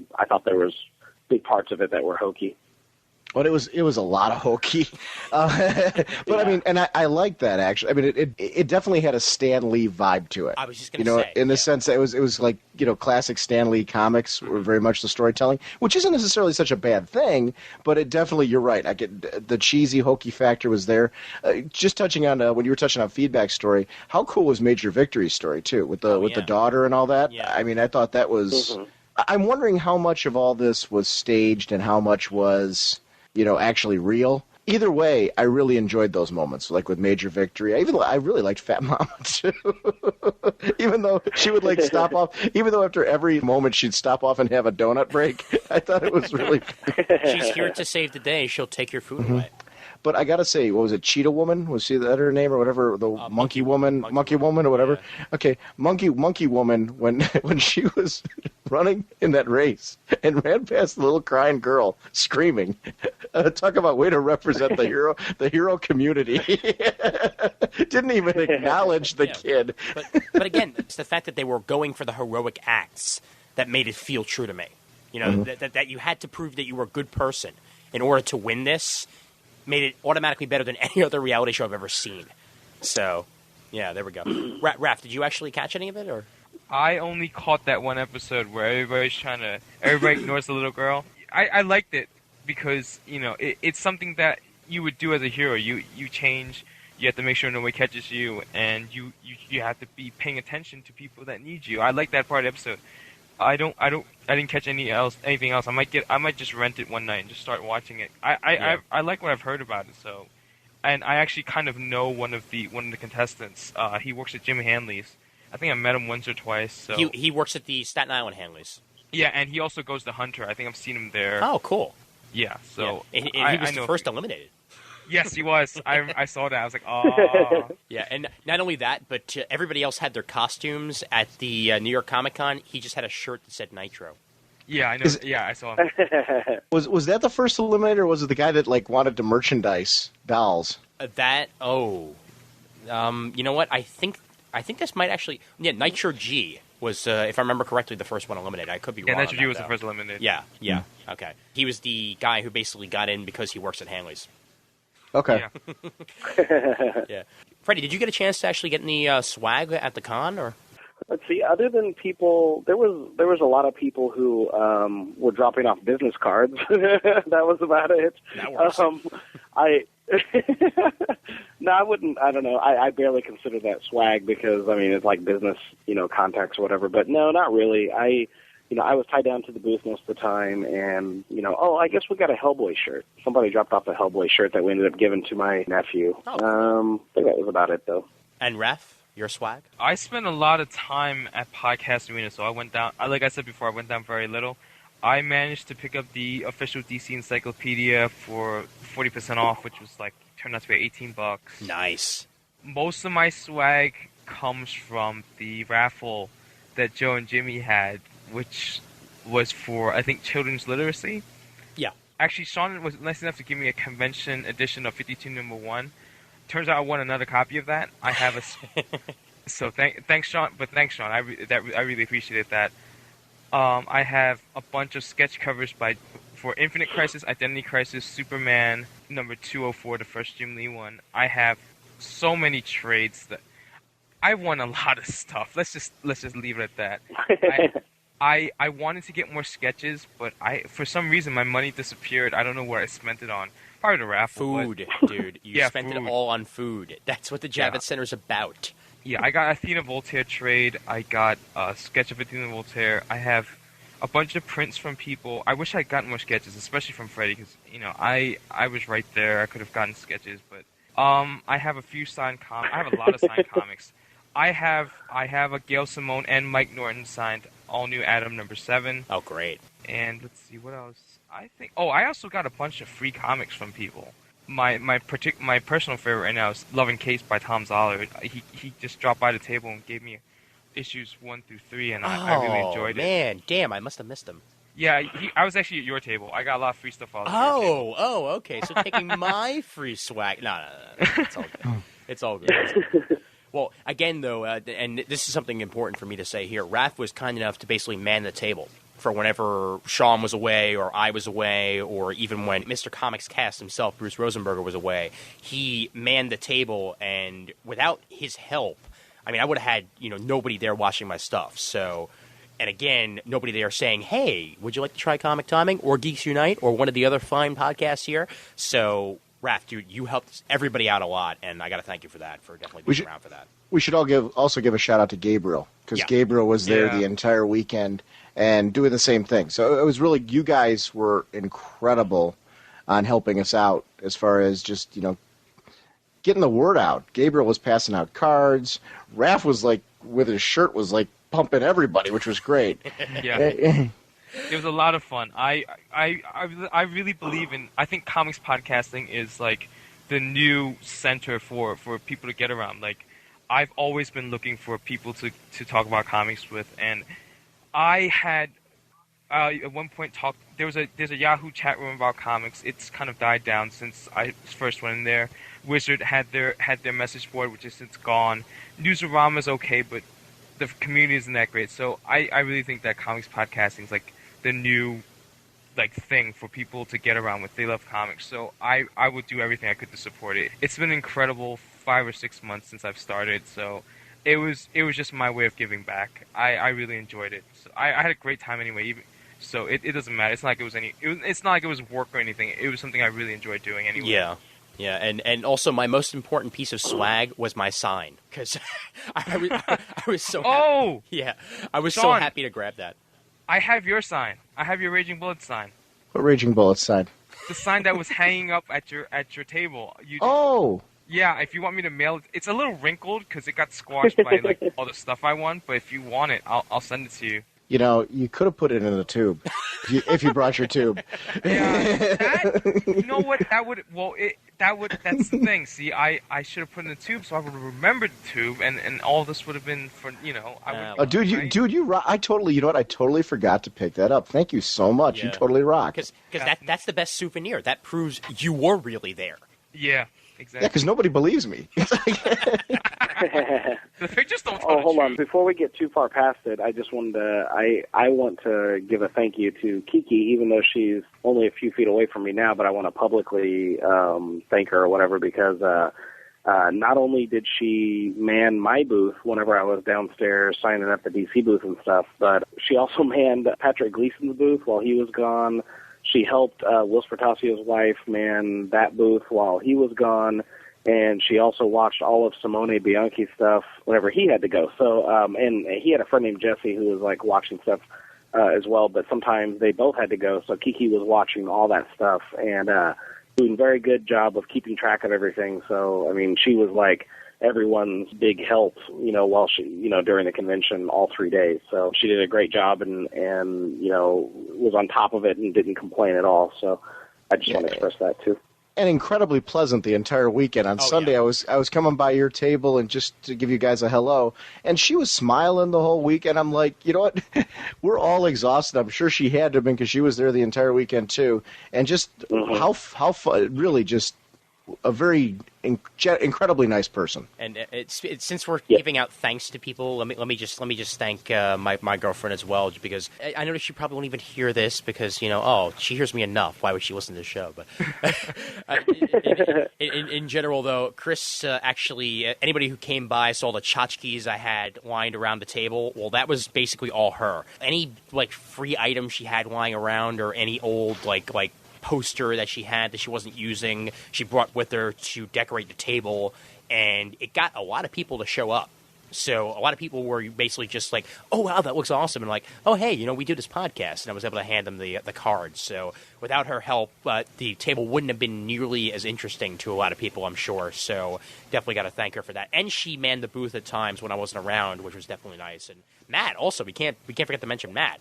Obviously, Yeah. Matt was there. It was great meeting him. He was under the weather all weekend, so I understand why he was a bit quiet at times. But he was there to help us out at times as well. And his That's What She Said podcast got plenty of plugs there. So there's the thanks that I can think of off the top of my head. And I'd like to thank also Phoenix. There we go. Not Phoenix, Arizona. The person. Cool. Yeah, I'd like to thank my girlfriend, Dark Phoenix. Yeah, did you see her walking around? She had a costume on. It was great. Raph, stop making rumors. Stop it. It's just not cool. I'm sorry. This is going to be Raph's last appearance here on Comic Timing, but Yeah, how many times have you threatened Brent with that?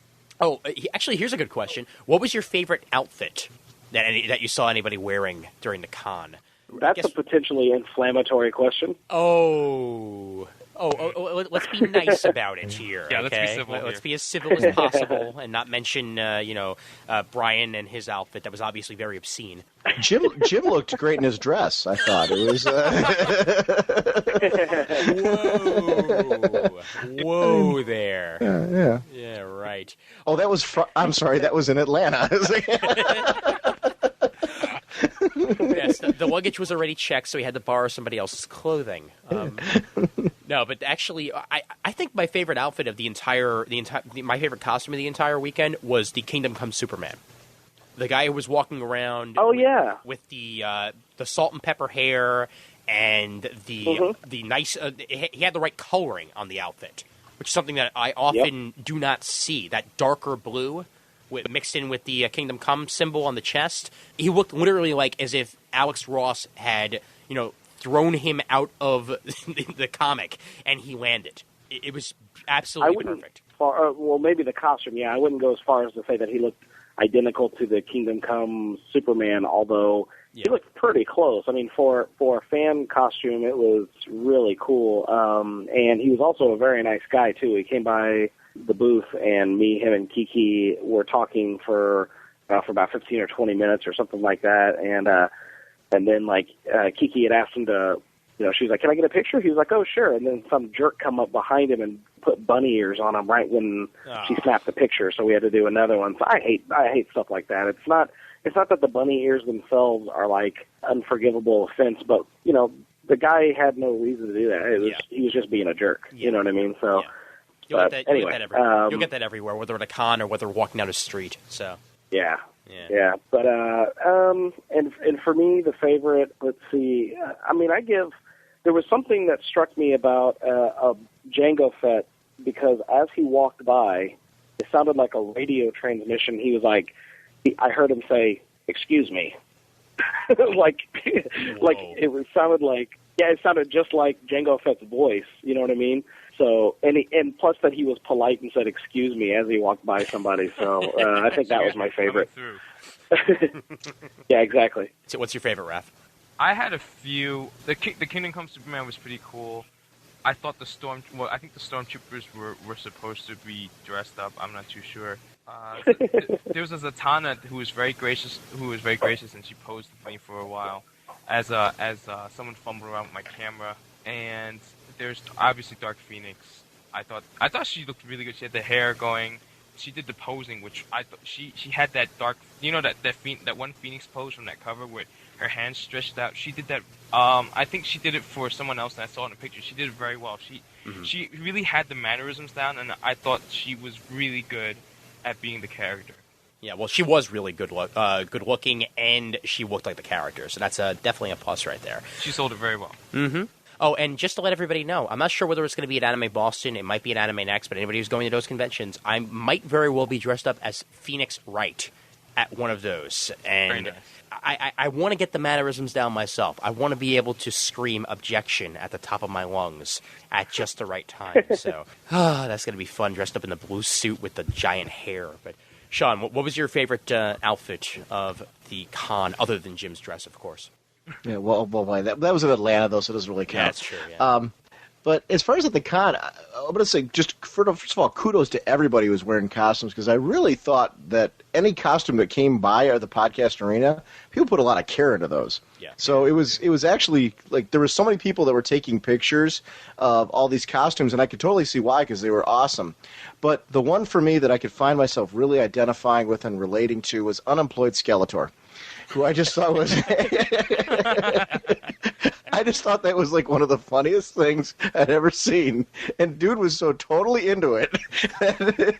He was in the line, we were all shouting, "Unemployed Skeletor!" And he was like waving to people like he was a celebrity. And it was, to me, just the greatest thing in the world. Because I just totally laughed at that one. Because I thought it was very clever that he, like, not only wore a Skeletor outfit, but he tried to give it, like, its own special gimmick.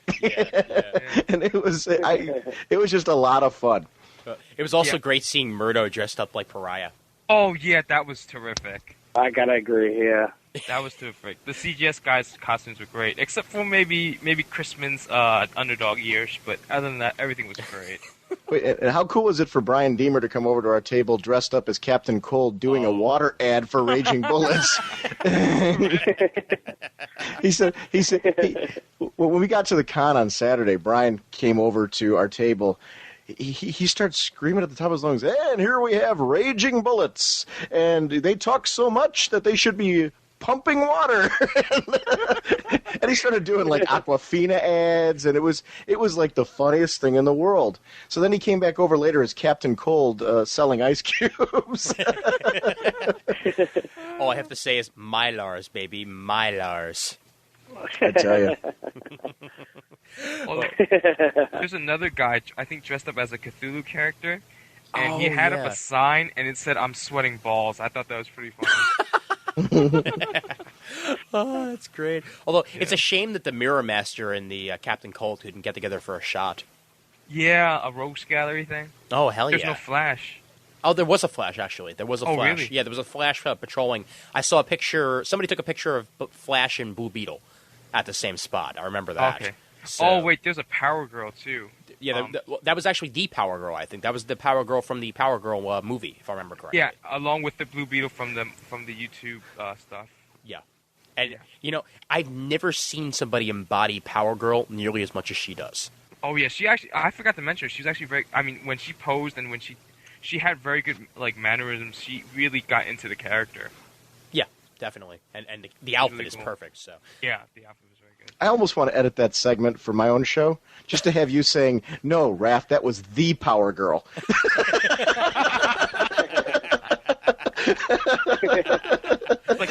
You're more than welcome to, buddy. Whatever you want to do. We're part of the multiverse?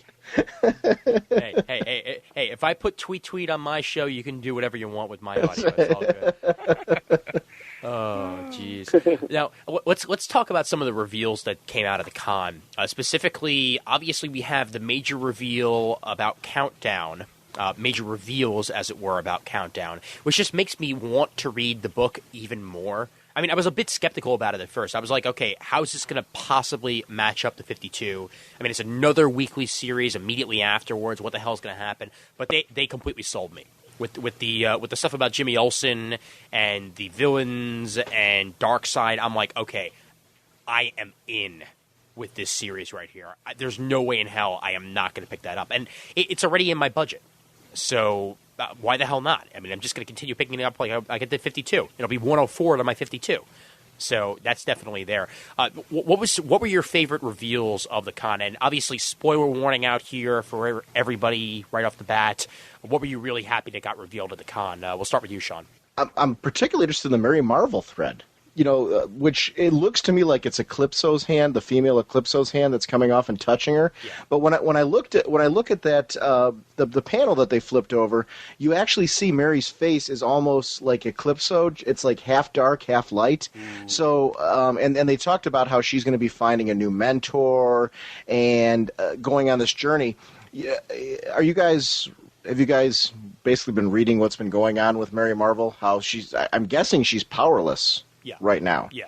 So I'm guessing this is her journey to try and find her place in this universe now without powers, because I don't see her, she's not in Trials of Shazam right now. That's Freddie Freeman.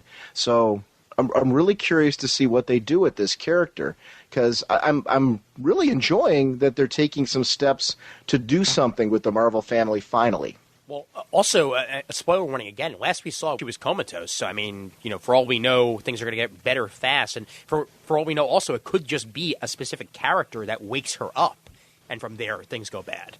So, it makes me very interested in that. Well, also, big reveal, obviously, Mike Norton, baby. Yeah. Mike Norton, DC exclusive. Hell frickin' yeah.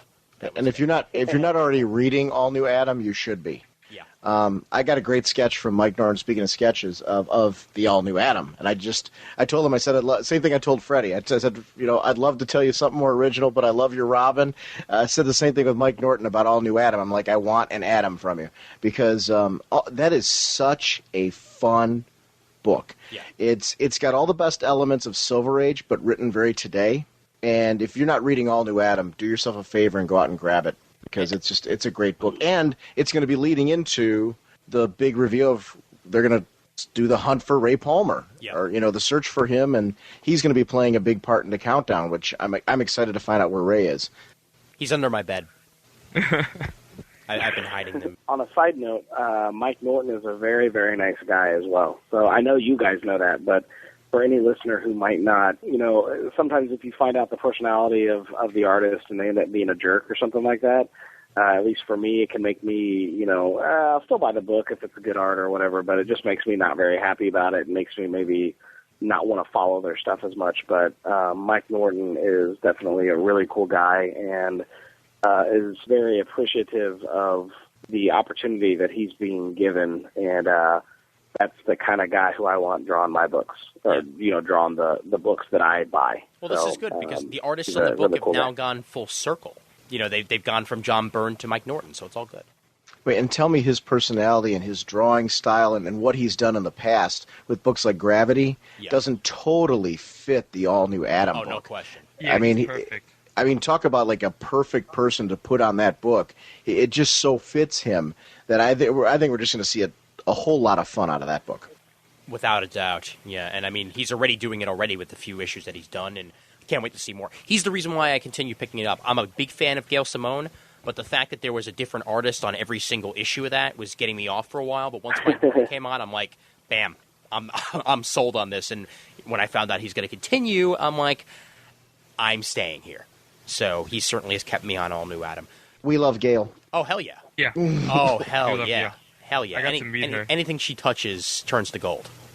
No question about that. And I'm glad that from the sound of things, we're going to get some more Secret Six in the future as well. Whether it be in their own book or whether it be in Birds of Prey, we're at least going to get some Secret Six coming soon. So that's definitely a plus. Raph, what was your favorite reveal? Quite a few things. Actually, going back to Mike Norton, I actually promised Mike Norton before that DC Nation panel that I would bring him up at the panel. And I was the first person to ask a question, and it totally slipped my mind to do it.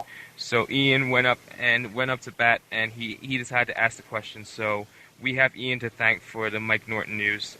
If you're listening out there, you should thank Ian, because I totally dropped the ball. I forgot about it. You're welcome. So yeah, definitely. You're welcome. That was cool. But yeah, it was just nice to get the news out there because CGS had hinted at me. They were like, yeah, oh, and there's going to be some Mike Norton news. I'm like, oh, dude. So right away I had to ask them what's upcoming for Mike Norton, and that's what came out. So I'm glad that they were able to reveal that. Any other reveals that you were happy about, Raph? Darkseid. I'm really looking forward to Darkseid stepping up as the big bad guy because I've seen enough. I mean, I love Lex Luthor and I love Superman, but I've seen a lot of Lex Luthor the past 2 or 3 years, and I would love to see someone else step up to that A-level like villain list. You know, it'd be great to see Darkseid again. As for anything else, Manhunter not being canceled is a nice bit of news. Yeah. Also, finally finding out where Ray Palmer is. Hopefully, he won't take over Ryan Choi's place because there are not enough Asian superheroes in comics. Mm-hmm. And I guess that's about it. I mean, I only went to 2 panels. Oh, also, no, Dan DiDio making his little mistake there. Ooh, big spoilers here. Big spoilers before we go into it. Okay. Yeah. Get ahead. DiDio revealing that Red Robin is Jason Todd and Flash's Barry Allen on that teaser poster that's currently all over the comics and all over DC's comics. Like, it's a 2-page splash. You see a Flash there. You see Red Robin from Kingdom Come there. That's Jason Todd and Barry Allen. So that was huge, and I didn't make it in time, but I would have loved to have seen DiDio's face when he realized he screwed up. I heard it was priceless. Oh yeah, those are my moments. And what was Rucka's line afterwards? I forget. It was something along the lines of, yeah. Who would you like to kill off in the DC universe? And he's like, he points to DiDio and says, "I'm looking right at him." Yeah, that was hilarious. Yeah. Oh, man. So there you go. Mess ups there. What are you gonna do?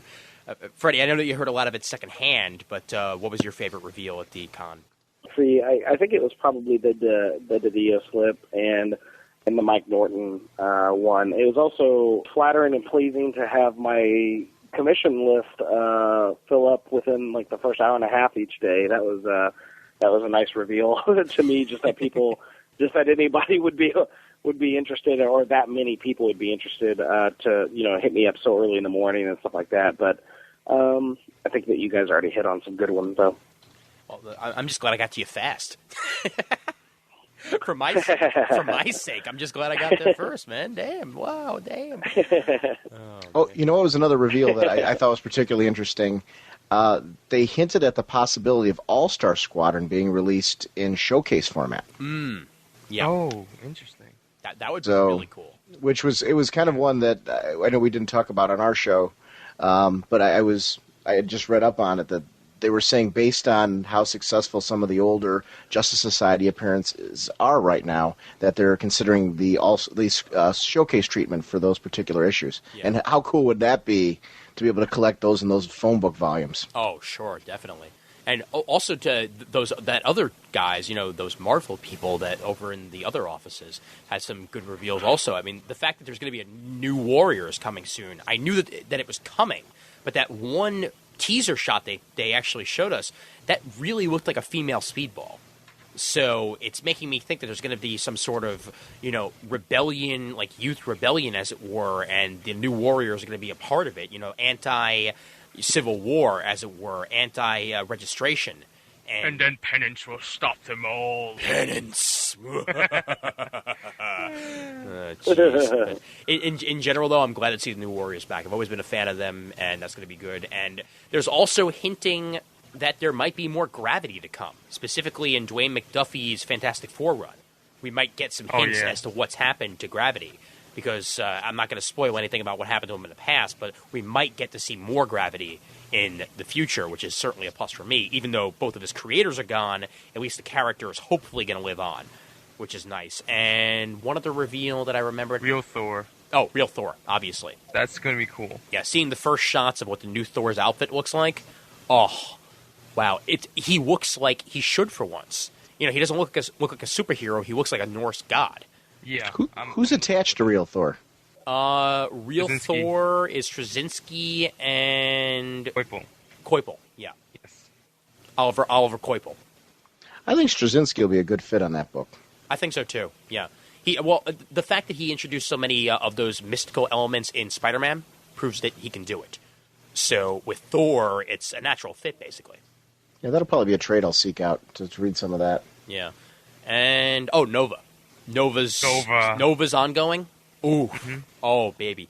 And the fact that we're going to have the meetup between Penance and Nova pretty soon will make me very happy, even though it's freaking Penance. God. The pit of my soul is black. Every single time Speedball goes to pee, he gets hurt. Jeez. Wow. Well, it's true, though. I mean, come on. He has spikes everywhere. Everywhere. Yeah, I know.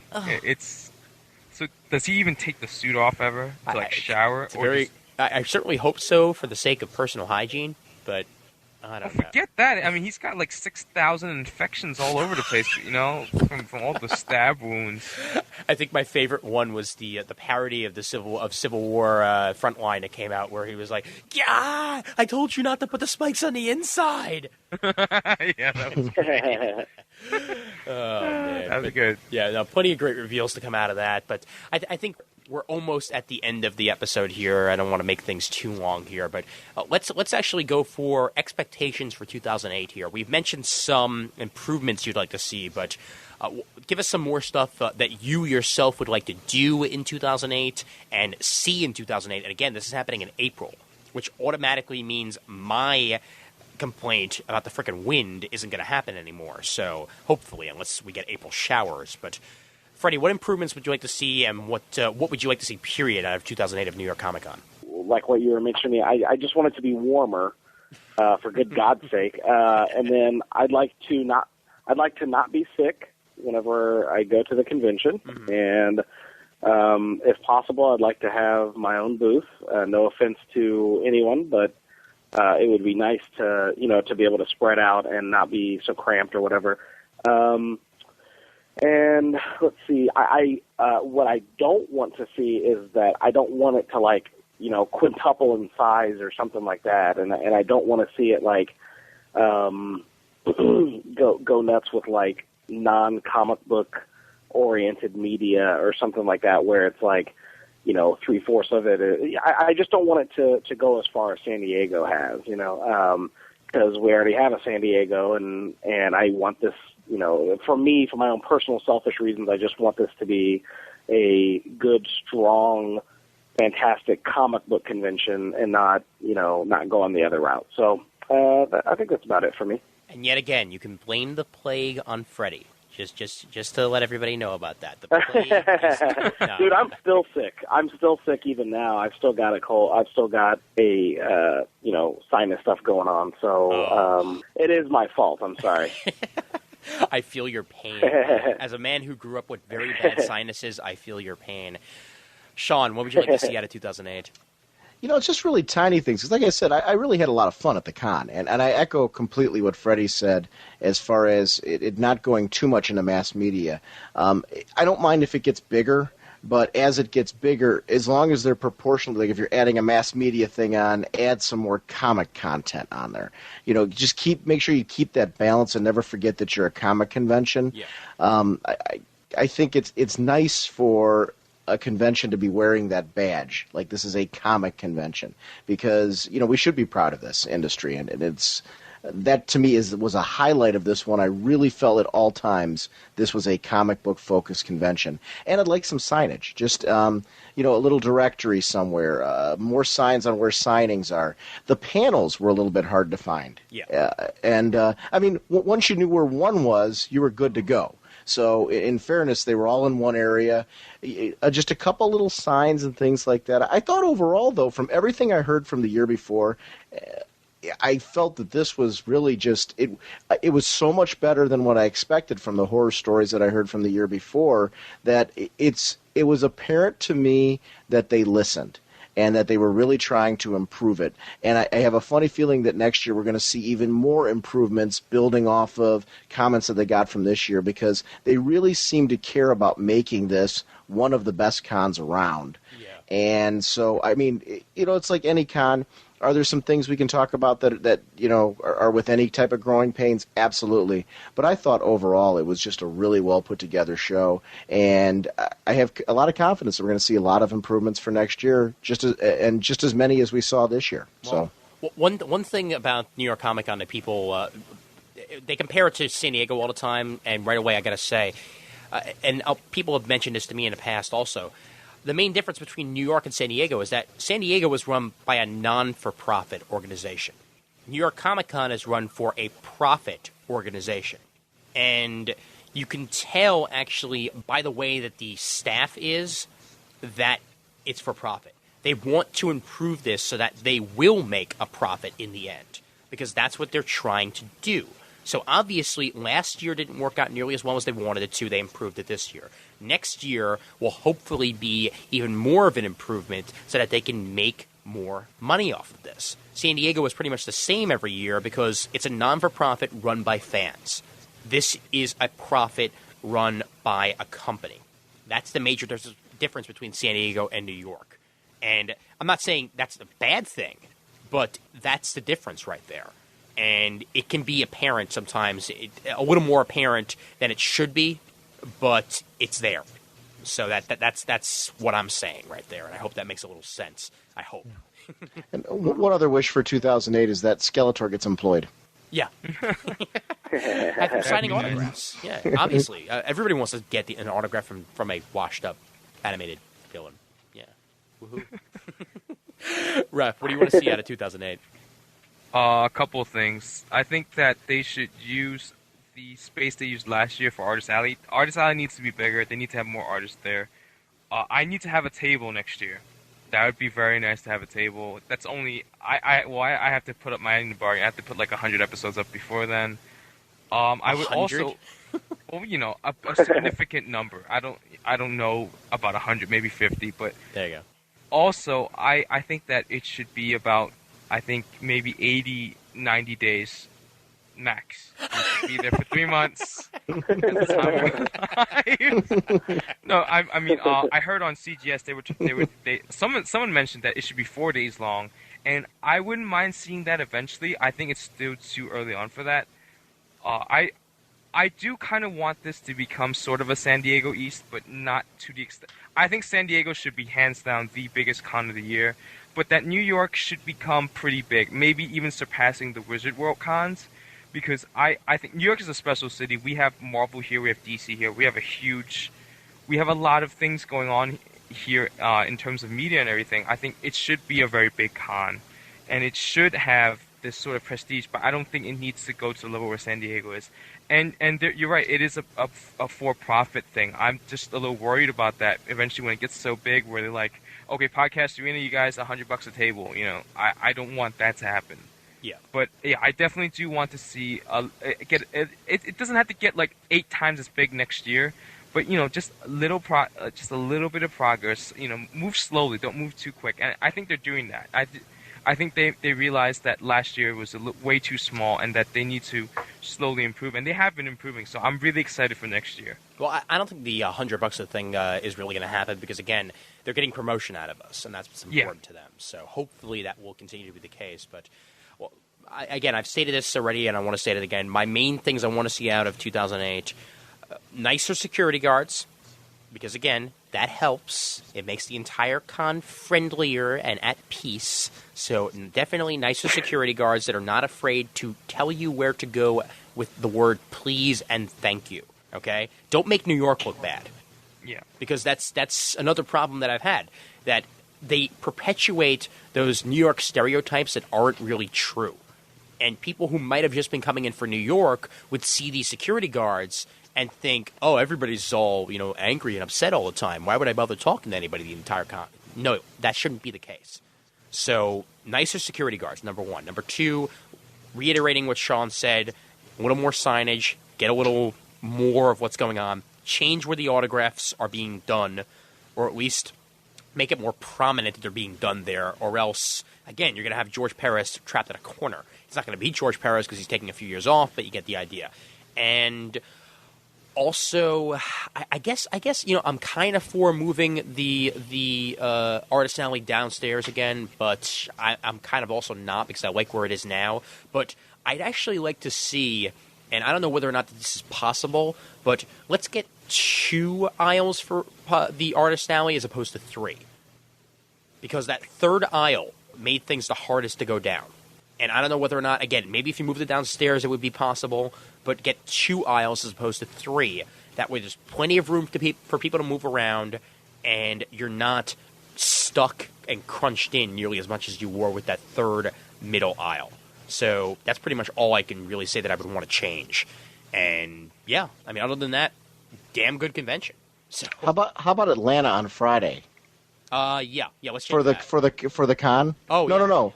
Let's move the con to Atlanta, because when I'm traveling from Ohio to New York, it's much easier to get there via Atlanta. So if we could just have like the Friday portion of it in Atlanta, it would be much easier for me. Then we can move. Then everybody could all, as a community. What would have made it even Again, better, keeping though? Yeah. keeping the community theme. If we could, as a community, then all move to New York together in time for the Saturday show, that would be awesome. So What would have been really, really awesome would be if there would have been some creator, any creator, on that flight with you, and they see you podcasting, and they hear the words Raging Bullets, and they're like, oh, Raging Bullets is here? What?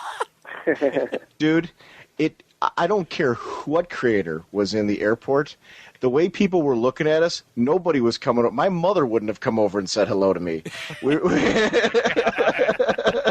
People were looking at us like we were nuts. So it's like the following secrets are for the terrorists. 85729437. I don't know why I gave him a French accent, but I don't know either. I was just letting you go. New York Comic Con was also great for another reason, is that Chris actually ran into the same crotchety old man who was on her flight in San Diego. And he's a creator, but he's so crotchety that he's one of those old men that's like, get away from my compost heap. He's got that total personality going on. And there he was again at New York Comic Con. And Chris waved to him, and he was just sort of like, yeah, and kept on moving. So that made the weekend for us right there. So it's definitely all good. It's all good. But, yeah, I think we've thoroughly, drilled this into a hole, since Sean talked about it already, and Raph and I talked about it already, and Freddie talked about it already. I think we're pretty much set here. So, once again, Freddie, thanks for joining us for the first time on Comic Timing. It's been an honor having you on, buddy, and thanks for sticking with us on the cell phone like you did, and definitely would love to have you on in the future. Excellent, and thanks again for having me on. I'm sorry for the confusion on the times and all that other stuff. I just want to say, that it's clearly my fault, and I apologize for it. Dude, no worries. We're all alive, and we're still good, and it's still early enough to still get a few hours sleep out of it, so it's all good. You know what? I gotta say though, I'm not buying Robin 160 now. That's tough love. But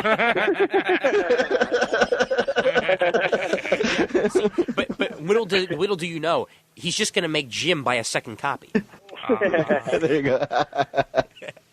Very clever. Yes, indeed. You got anything upcoming you want to fill us in on, Freddie, or just the fact that 160 is coming out next month? Yeah, I'm currently working on issue 15 of Blue Beetle, the fill-in, and it guest stars Superman. And I gotta say, I mean, I am, like I was saying earlier, I was raised without a father, and, Stan Lee was a father figure, Batman was a father figure, Superman was, probably the biggest father figure, though, as far as, presenting or laying out morals and treating power with respect. And, you can tell from the Raging Bullets, 2-part Richard Donner review or whatever, how much thought I've put into a lot of that stuff, how big of a deal Superman is to me. So to draw Superman, I was having the sensation earlier today whenever I was working on the roughs for the pages of like I was meeting, I don't know, it was like this surreal feeling that is a total geeky sort of thing, that as I was drawing him, I felt like I was meeting my father in a way. It was like this weird emotional thing. I can't even really describe it, but anyway, I'm very excited about that because, my first time drawing Superman professionally, and That's pretty much it. I mean, as soon as I get done with Blue Beetle 15, which will be next week, then I'll be jumping right on to Robin 164. So that's about it. Just out of curiosity, where do you take your references for Superman? I mean, do you draw more in a Reeves style or more in a comic style? Definitely in a comic book style. I was considering doing like a caricature of Reeves, but the way it is now, I think I'd like to, because in the rough stage I'm alluding to his body type, but I'm not getting super tight yet. Over the next couple of days, I'll kind of have to figure it out for myself. But I'm shooting for a guy who's not like, when you look at a bodybuilder from nowadays, they've been on low carb diets for months and months to get that physique, where it's like they're just so incredibly ripped. There's like no fat in between the muscle and the skin. And, there's a certain character type that could fit that sort of musculature, but I don't really buy that for Superman, because Superman doesn't have to have gigantic muscles to do what he does. He is just infused with the power of the yellow sun. So I picture him more as like the sort of George Reeves sort of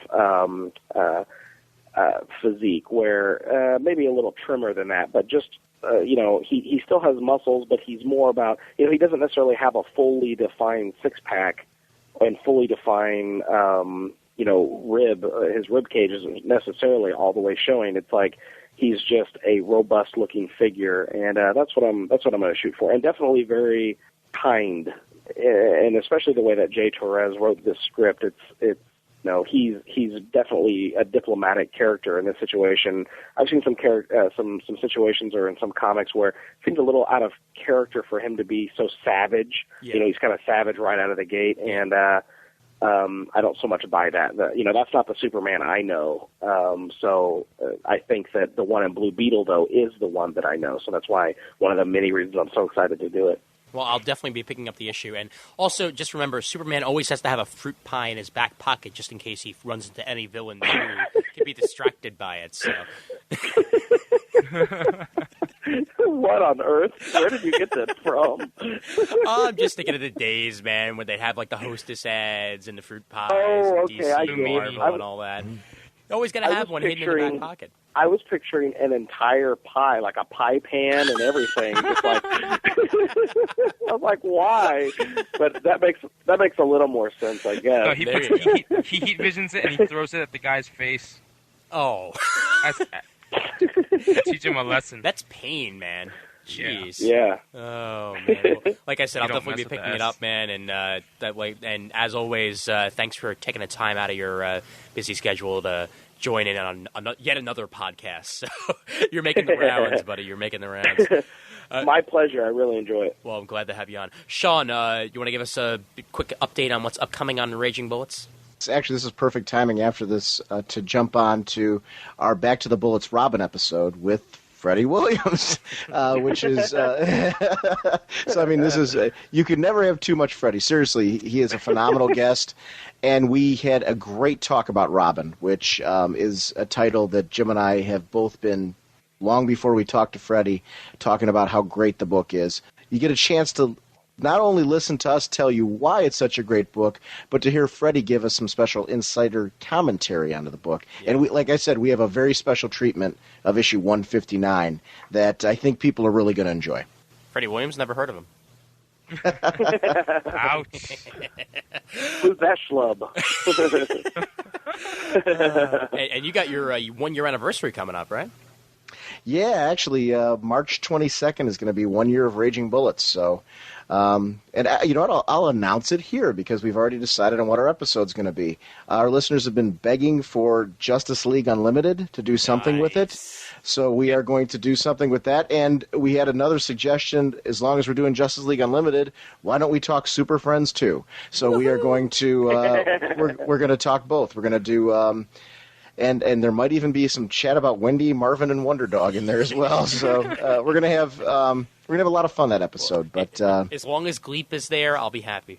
Oh yeah, we're definitely doing that because we're gonna touch on definitely the Legion of Doom stuff because just to compare it with Justice League Unlimited and how they handled it. So we're gonna have a lot of fun with that episode. I'm really excited for it, and I can't believe it's already 1 year almost. Oh, So yeah, definitely. And you know what? It's almost 1 year for me, too. I'm realizing that now. And because we didn't start too much later after you guys. So we're only about a month and a half after you guys. I'll have to double check on the exact date because I think I know what I'm going to do as my topic for that.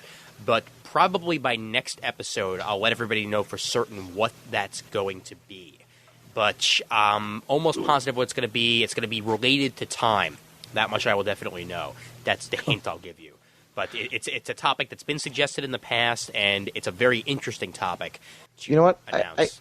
I'm sorry, I didn't mean to cut you off there. That's fine. I had a question for Raph, actually. I was thinking about the fact, with him being a new podcaster now, how are you enjoying podcasting? I know Geeks Unite's out there. I'm liking what you're doing. How are you enjoying being a part of all this now and doing the podcasting thing? How's that working out for you?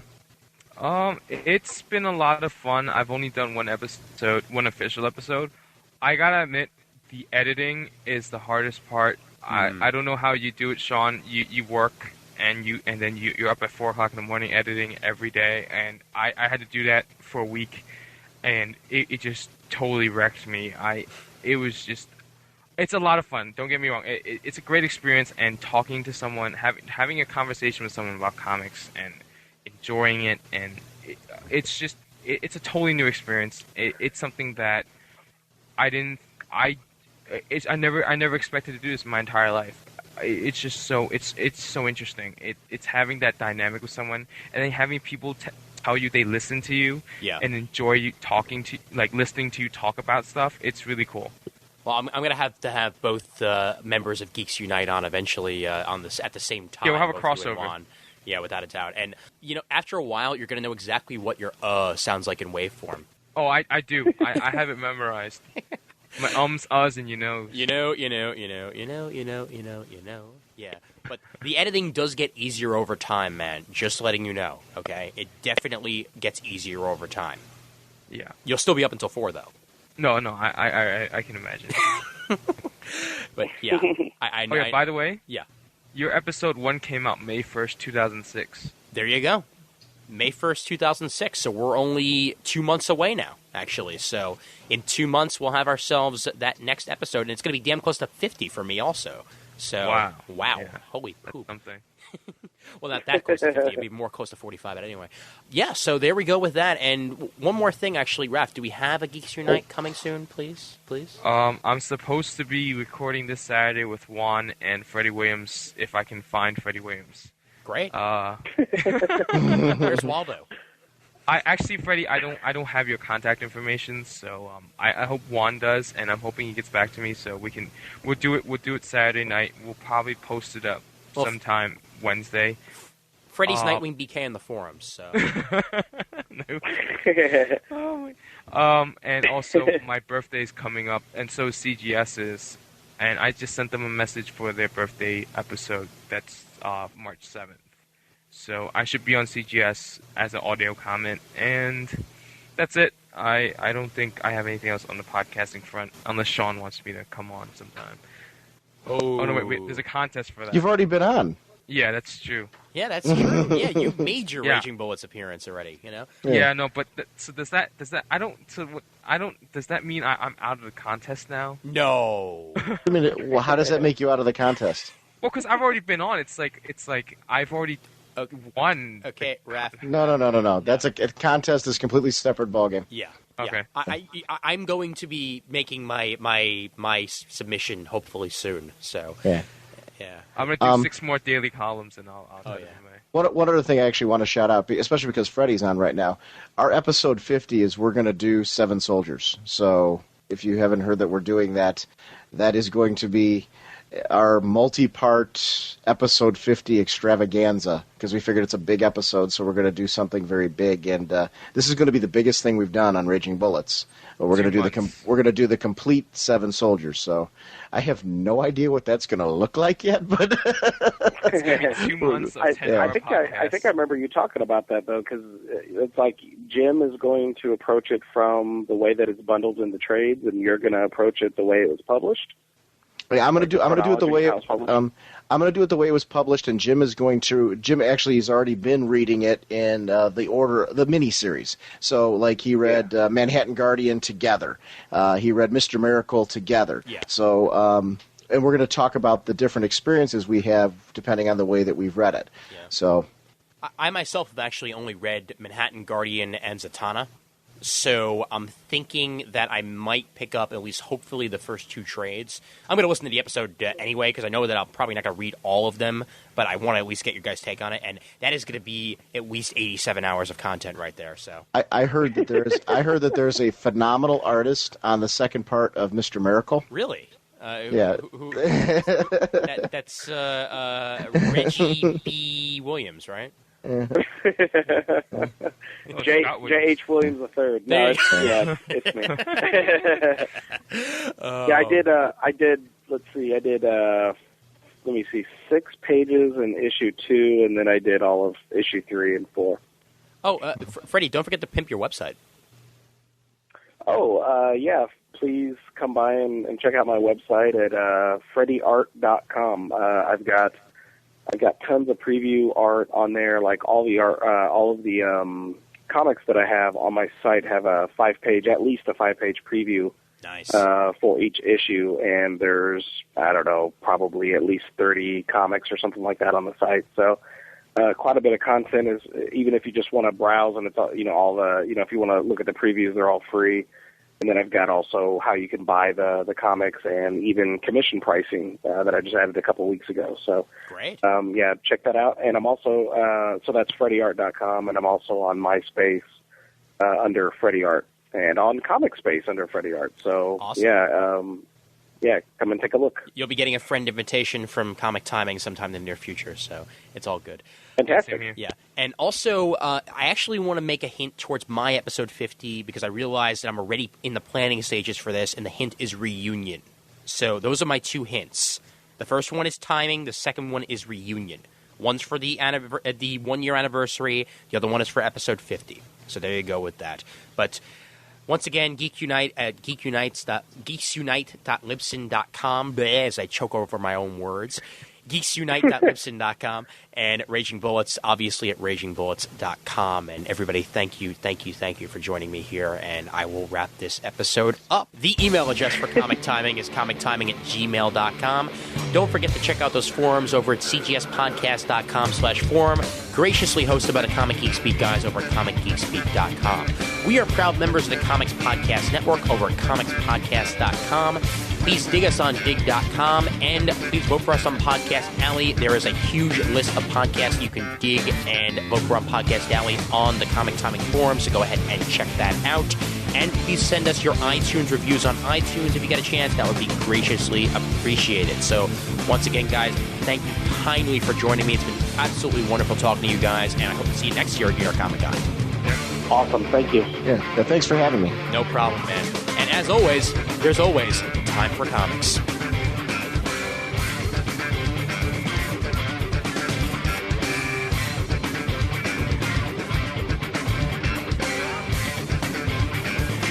Is your episode 50 Knight Rider 2000? Yes, actually. Wow. I want to be on that one. I'm going to be on that one. No, actually, it's the Brady Bunch reunion. Oh, there you go. Yeah, it works nice. We get a touching scene between Greg and Jan, who haven't seen each other for years. Oh, Lord. I'm starting to frighten myself now. That will probably end up in the back of the episode right there. That is not going to be in the full episode. Wait, this is the 2:30 in the morning giddies. Oh, yeah, really. See, finally, you get to experience the 2:30 in the morning giddies on this show, all right? Yeah, no, we've had this, like, we and Ian are veterans at this now. I'm about to go through a lowland area, so it's possible that it could cut out. There's only one lowland area, basically, and it's possible it could stick around. But if in a second you're like, Freddie, are you there? That's the reason. And there's really nothing I can do about it or whatever. I'm just letting you know. So, All right. All right, cool. As long as you let me know when Freddie, it advances, so Freddie, Yes. Freddie, you're saying there can be only one lowlander? Highlander. Nobody watches Highlander. Nobody gets the reference. Oh, no. No. What That is delivery? Yeah. No. That delivery was so dry. It was perfect. That was such a dry delivery. That was great. It's There can be only one, a lowlander and a highlander. Wait, Raph, it's either that or we're trying not to encourage you.